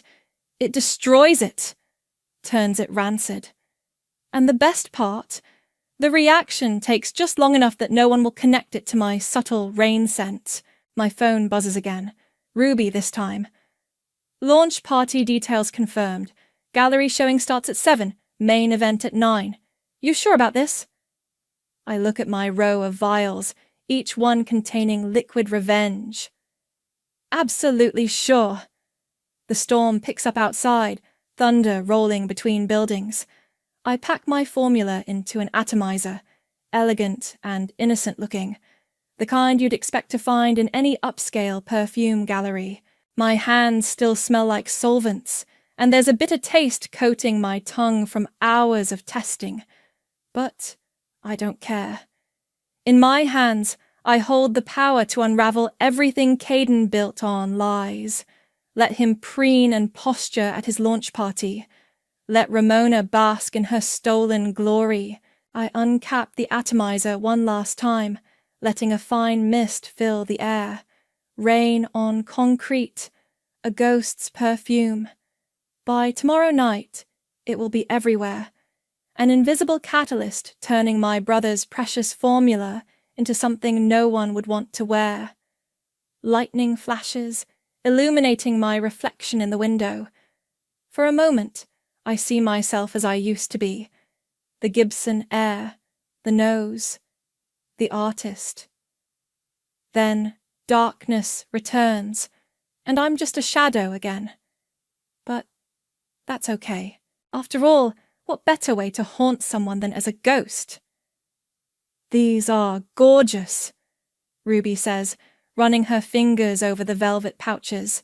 Each one cradles a crystal vial of my ghost scent, nestled in white tea leaves. Very mysterious, very exclusive. We're in her studio apartment, all clean lines and ring lights. The scent of ozone from her air purifier mingles with the white tea, creating exactly the atmosphere I want. Remember, I tell her, they're samples from an anonymous artisan perfumer, no connection to me or the launch. She nods, already staging the pouches for her unboxing video. Trust me, my followers live for this kind of thing. Mysterious luxury drops. Secret perfume artists. They'll lose their minds. I watch her work, remembering when I used to coordinate influencer campaigns from the other side. Now I'm the ghost in the machine, using Ruby's 500,000 followers to seed the city with my chemical trap. My phone buzzes. Another DM about Ramona's art. The Jasmine piece has spawned dozens of articles about the intersection of scent and visual art. There she is on Instagram, laughing in a sunlit studio, surrounded by tablets and brushes she probably doesn't know how to use. The creative process is so organic, she tells her interviewer. I just close my eyes and let the fragrance memories flow through me. Her laugh sounds like dried flowers crumbling. I switch apps before I crack my screen from gripping too hard, but my inbox is no better. Dozens of messages from galleries and collectors, all wanting to commission work from Ramona Gibson, the revolutionary scent artist. Ruby glances over. You okay? Your face just went murder mode. Fine. I pull up my digital art program. Just thinking about new pieces. Wait, you're still creating? Even after? Under different names. I show her my latest works, posted across various accounts. A series on industrial decay, urban landscapes dissolving into abstract scent molecules, each one tagged with a different pseudonym, scattered like breadcrumbs. Damn, Ruby whispers. These are even better than the ones she stole. My stylus moves across the tablet, sketching a new piece. Dried lavender shattering into dust, each particle catching light like broken glass. I'll post it tonight under the name Night Blooming Artist. Okay, first batch of videos goes live tomorrow morning, Ruby says, packing the velvet pouches into her signature black boxes. I've got other influencers lined up to receive mysterious samples throughout the week. By launch night, everyone who matters will be wearing your ghost scent. I nod, adding shadows to my lavender piece. The bitterness of creating art I can't claim has crystallized into something sharp and focused. Each new piece is better than the last, fueled by an anger so pure it feels like clarity. My phone buzzes again. A prestigious digital art magazine wants to interview Ramona about her unique perspective on olfactory visualization. Below that, 3 commission requests from collectors who follow my new pseudonyms, offering serious money for original pieces. You know, Ruby says carefully, you could build something new. These pieces, under your own name, not yet. I save the lavender artwork and start another. Synthetic vetiver molecules breaking apart, rendered in toxic greens and greys. First, we finish this. She sighs but helps me pack another round of samples.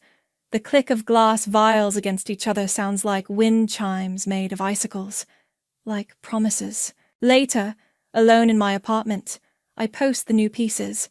Within hours, they're gathering attention.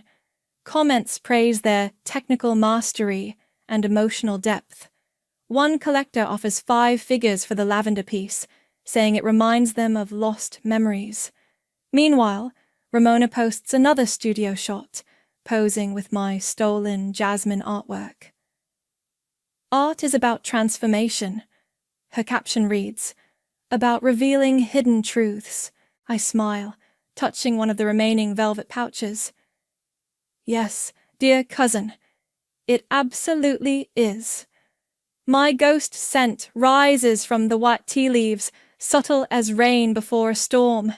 By this time next week, everyone will know exactly what kind of transformations I'm capable of creating.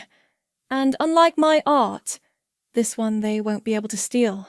The catering uniform itches, and these non-slip shoes squeak against the polished floors of the Grand Meridian. But they get me through the service entrance without a second glance. Inside, the kitchen's chaos masks my presence. Servers dodging each other with loaded trays, the clash of pots, someone burning orange peel for cocktail garnishes. I adjust my hair net and grab a tray of empty champagne flutes, using it as cover to scope the main gallery. The space has been transformed. Massive prints of Ramona's, my artwork tower over white pedestals, where Caden's signature scent will be displayed tomorrow night. The lighting makes the jasmine moths seem to flutter. Those go to Station 3, a harried coordinator tells me, pointing toward the press area. Perfect. I arrange the glasses methodically, using the motion to mask how I'm slipping velvet-wrapped vials into the gift bags lined up on the media table. Each fashion editor, each influencer, each industry reporter will receive my ghost scent along with their official press kit. The bags need to be perfect, Ruby had insisted during our planning. Luxury presentation sells the story. She's been dropping hints in her group chats about a revolutionary new indie perfumer about to disrupt the industry. A burst of laughter from the hallway makes me freeze. I know that voice. Absolutely groundbreaking, Caden is saying to someone. This launch redefines what luxury fragrance can be. I duck behind a pillar as they pass. My brother looks immaculate in his tailored suit, but there's tension in his shoulders. He gestures too much as he talks, and beneath his own overwhelming cologne, I catch the sharp scent of gin on his breath. The molecular stability issues are completely resolved. He continues, Tomorrow night. They turn a corner, his voice fading. I release the breath I'd been holding and return to the gift bags. My hands don't shake at all as I plant the last vials. Hey, you. It's the coordinator again. We need help with the art placards. I follow her to a table covered in printed cards. Each one needs to be matched with its display piece. I bite back a laugh as I sort them. I know these artworks better than their supposed creator. Make sure they're all level, the coordinator says. Ms. Gibson is very particular about presentation. Which Ms. Gibson? I can't help asking. Ramona, the artist, though I heard the mother's even worse. She shudders and hurries off to handle some new crisis. I'm placing the last placard when I hear him again. Closer this time. Tomorrow's going to be historic, Caden says, rounding the corner alone. He stops short when he sees me, just another worker in a hairnet. Oh, carry on. I keep my head down, but I can't resist. Beautiful artwork, sir. Yes, my cousin has quite the gift. He pauses, frowning slightly. Something about my voice must have triggered a memory. I turn away before he can focus, grabbing my empty tray. Everything will be perfect for tomorrow night, sir. I'm sure of it. He's still staring as I walk past him. The gin is stronger up close, mixing with his synthetic vetiver. Fear and bravado in a bottle. Wait, he calls after me. But I'm already pushing through the kitchen doors, past the smell of frying oil and burned citrus, out into the loading dock where my real clothes are hidden in a delivery van Ruby borrowed from a friend. My phone vibrates as I'm changing. A message from Daryl. Final batch bottled. UV sensitivity still present. Kay insisted we proceed anyway. I text back a simple thumbs up and start wiping off my catering makeup. In less than 24 hours, this place will be packed with the industry's elite. All of them wearing my ghost scent. All of them witnesses to what happens when Caden's unstable formula meets my molecular catalyst. The night air carries a hint of rain as I walk to my car. Somewhere above, behind the light pollution, a full moon is rising. Perfect timing. After all, the best hauntings always happen under a full moon. I touch the last velvet pouch in my pocket. Soon, brother. Very soon. The grand meridian throbs with bass and bodies, a sea of black designer wear punctuated by flashes of gold jewelry. I adjust my dark wig and press deeper into my corner near the sound system, just another shadow in the crowd. The ozone smell from the overworked electronics mingles with hundreds of perfumes. Most prominently, Caden's signature scent, pumped through the ventilation system like some kind of olfactory marking of territory. But, underneath, growing stronger as the room heats up, rain on concrete, my ghost note, rising from the skin of every influencer, every editor, every industry player who received a mysterious sample. The reaction has already begun. I can smell it. "Isn't it divine?" A woman in Valentino gushes to her companion, touching her neck where my formula sits. So subtle, so haunting. Ruby glides past in a gold lame dress, winking as she live streams to her followers. "The energy tonight is incredible," she purrs into her phone. "Something revolutionary is in the air." She has no idea how right she is.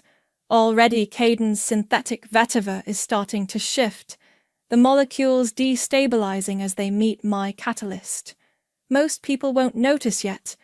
Their noses aren't trained like mine. But soon. "Ladies and gentlemen," Caden's voice booms through the speakers. He stands on a small stage, backlit by a massive projection of Ramona's stolen artwork. My artwork. The jasmine moths seem to swarm behind him. "Tonight, we redefine luxury perfumery," he continues. "Tonight we—" He pauses, nostrils flaring slightly.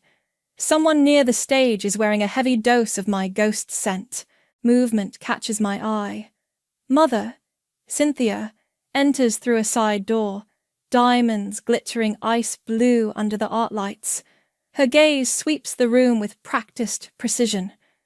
For a fraction of a second, our eyes meet. She doesn't react, but her fingers tighten on her clutch.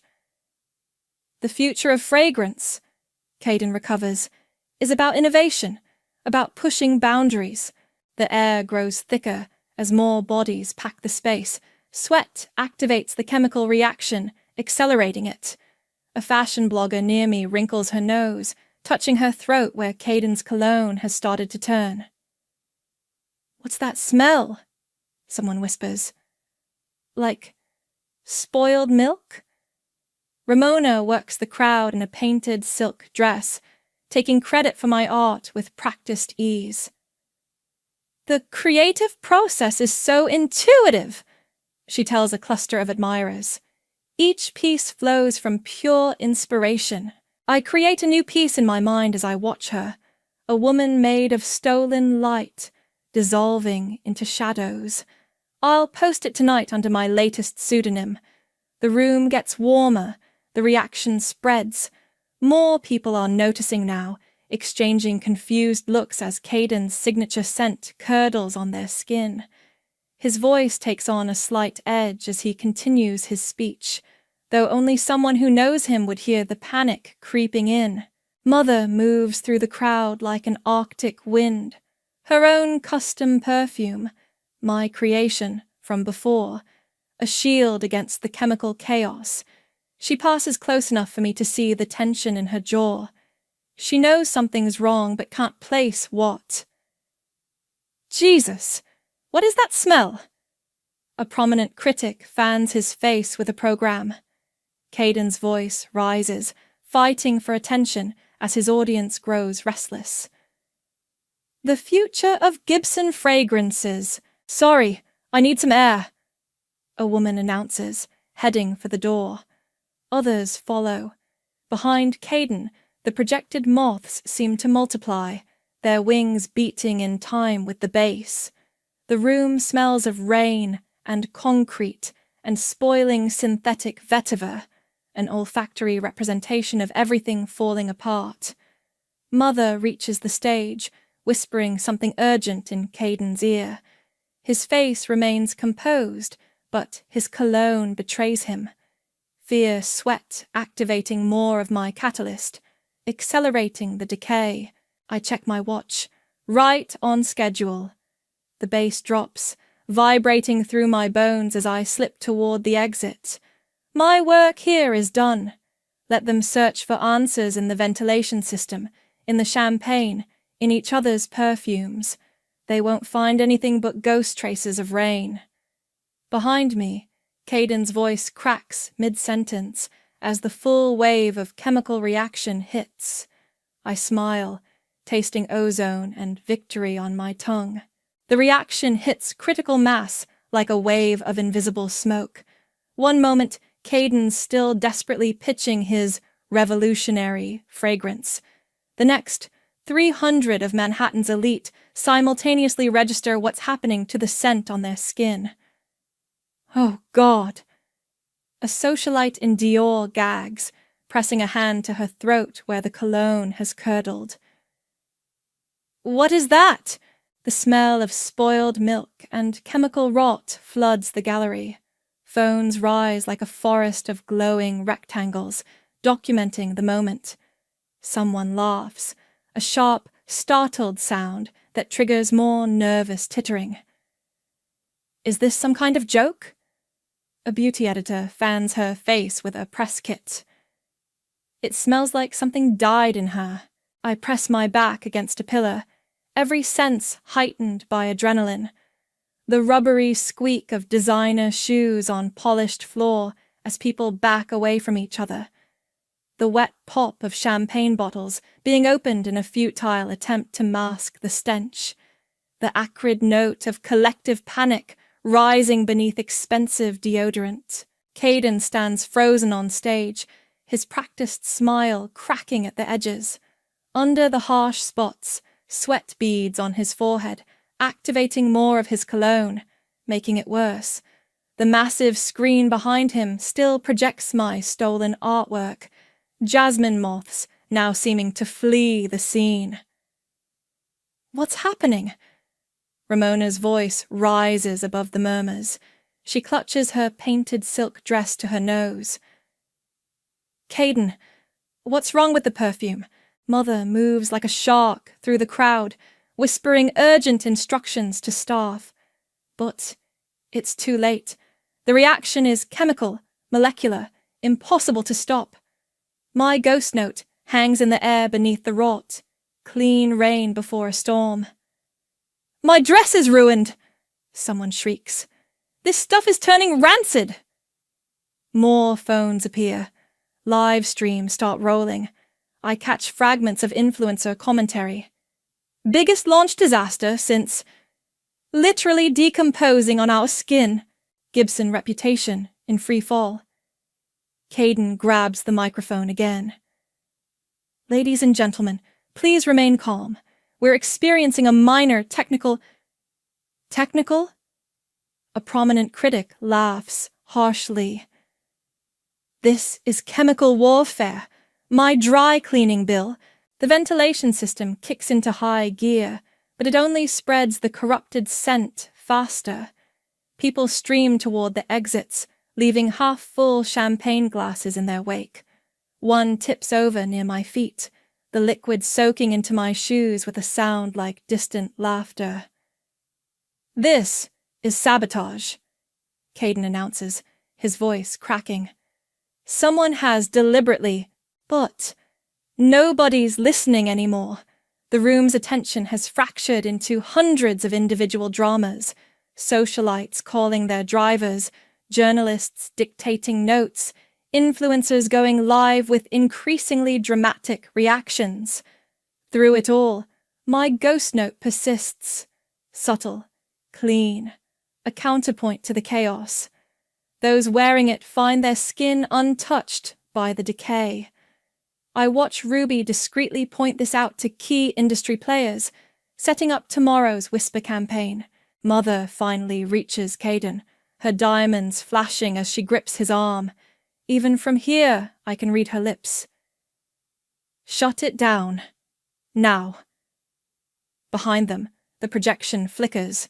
For a moment, the moths seem to swarm around Caden's head like a crown of thorns. His face is the color of spoiled cream under the lights, all pretense of control evaporated. My eyes are burning, someone complains. Is this even legal? The gallery lights snap to full brightness, killing the atmosphere. Staff hurry to open windows despite the summer heat. The smell of hot asphalt drifts up from the street, mixing with the chemical disaster in a way that makes my nose tingle. Caden stumbles off stage, Mother steering him toward a service exit, but not before I catch the raw fear in his eyes. He knows. Maybe not exactly what happened or who did it, but he knows this isn't a technical glitch. This is revenge. I slip out with the crowd, letting their momentum carry me through the ornate doors. Behind me, the Gibson Empire's future evaporates like synthetic vetiver in summer heat. My shoes leave champagne footprints on the marble floor. Temporary ghosts, already fading, but the scent of rain lingers, promising storms to come. Dawn breaks over the city as I refresh my phone, watching the Gibson Empire crumble in real time. Perfumegate trends alongside clips of socialites gagging, their designer dresses stained with Caden's corrupted cologne. Beauty editors are already publishing think pieces, the death of synthetic luxury, and who is the ghost perfumer? Ruby's done her job perfectly.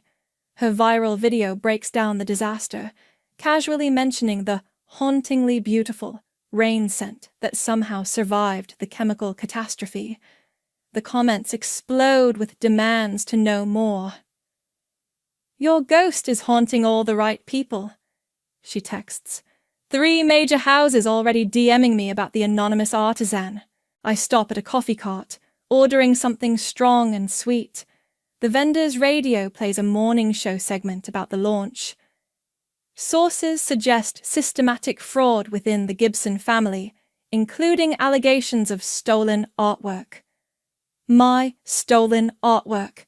Right on cue, my phone lights up with notifications. Art blogs are picking apart Ramona's claims, comparing timestamps, analyzing metadata. Someone's found my original digital signatures buried in the Jasmine piece's code. This is clearly the work of Sonia Gibson, an expert declares in a viral thread. The technical sophistication, the molecular motifs, Ramona's entire portfolio is fraudulent. I sip my coffee and walk east, letting the rising sun warm my face. The city wakes around me, delivery trucks rattling past, early commuters hurrying to trains. The air carries notes of exhaust and something sweeter. Jasmine vines blooming on a brownstone fence. My phone buzzes again. Mother, for the first time in 6 months. We should talk. I delete the message without responding. A notification from Daryl. Board meeting in chaos. Kay claims sabotage but can't explain the molecular breakdown. Your name came up. Of course it did. I'm probably the only perfumer alive who could have engineered that reaction. Let them speculate. The evidence evaporated with the ruined cologne, leaving nothing but questions and the lingering scent of rain. I pass a newsstand where fashion magazines scream yesterday's headlines about Caden's revolutionary launch. By next issue, they'll be running very different stories. Already, industry insiders are whispering about the true heir to the Gibson legacy, the prodigal daughter whose talent was suppressed. Major Gallery wants to show your real work. Ruby texts. The Molecular series, under your real name. I pause at a corner, watching sunrise paint the buildings gold. 6 months ago, I was a ghost, erased from my own life. Now my art is being recognized, my skills acknowledged. Not through forgiveness, I neither want nor expect that, but through truth. The jasmine scent grows stronger as I near my apartment. Someone's planted window boxes, the white flowers reaching toward morning light. Their sweetness mingles with my ghost note, still detectable on my skin from last night. One last message lights up my phone. Ramona. You've ruined everything. I laugh, startling a pigeon. No, cousin, you ruined everything when you stole my work. I just showed everyone the truth. She doesn't respond. She's probably busy dealing with lawyers, watching her borrowed reputation dissolve like synthetic vetiver in summer heat. My apartment still smells faintly of solvents and burned toast, but I don't mind anymore. These are the scents of resurrection, of a ghost becoming solid again. On my tablet, 3 new commissions wait for my signature. My real signature, this time. I open my notebook, past pages of molecular formulas to a fresh sheet. Time to create something new. Something true. The jasmine outside my window nods in the morning breeze, its scent carrying memories of other mornings, other creations. My phone keeps buzzing with messages from journalists, galleries, perfume houses. They all want to know who I am, what I'll do next. For now, I let them wonder. Let the mystery of the ghost perfumer linger a little longer, like rain before a storm. I am not forgiven. I am not forgotten. I am simply finally seen. And that's worth more than any family name.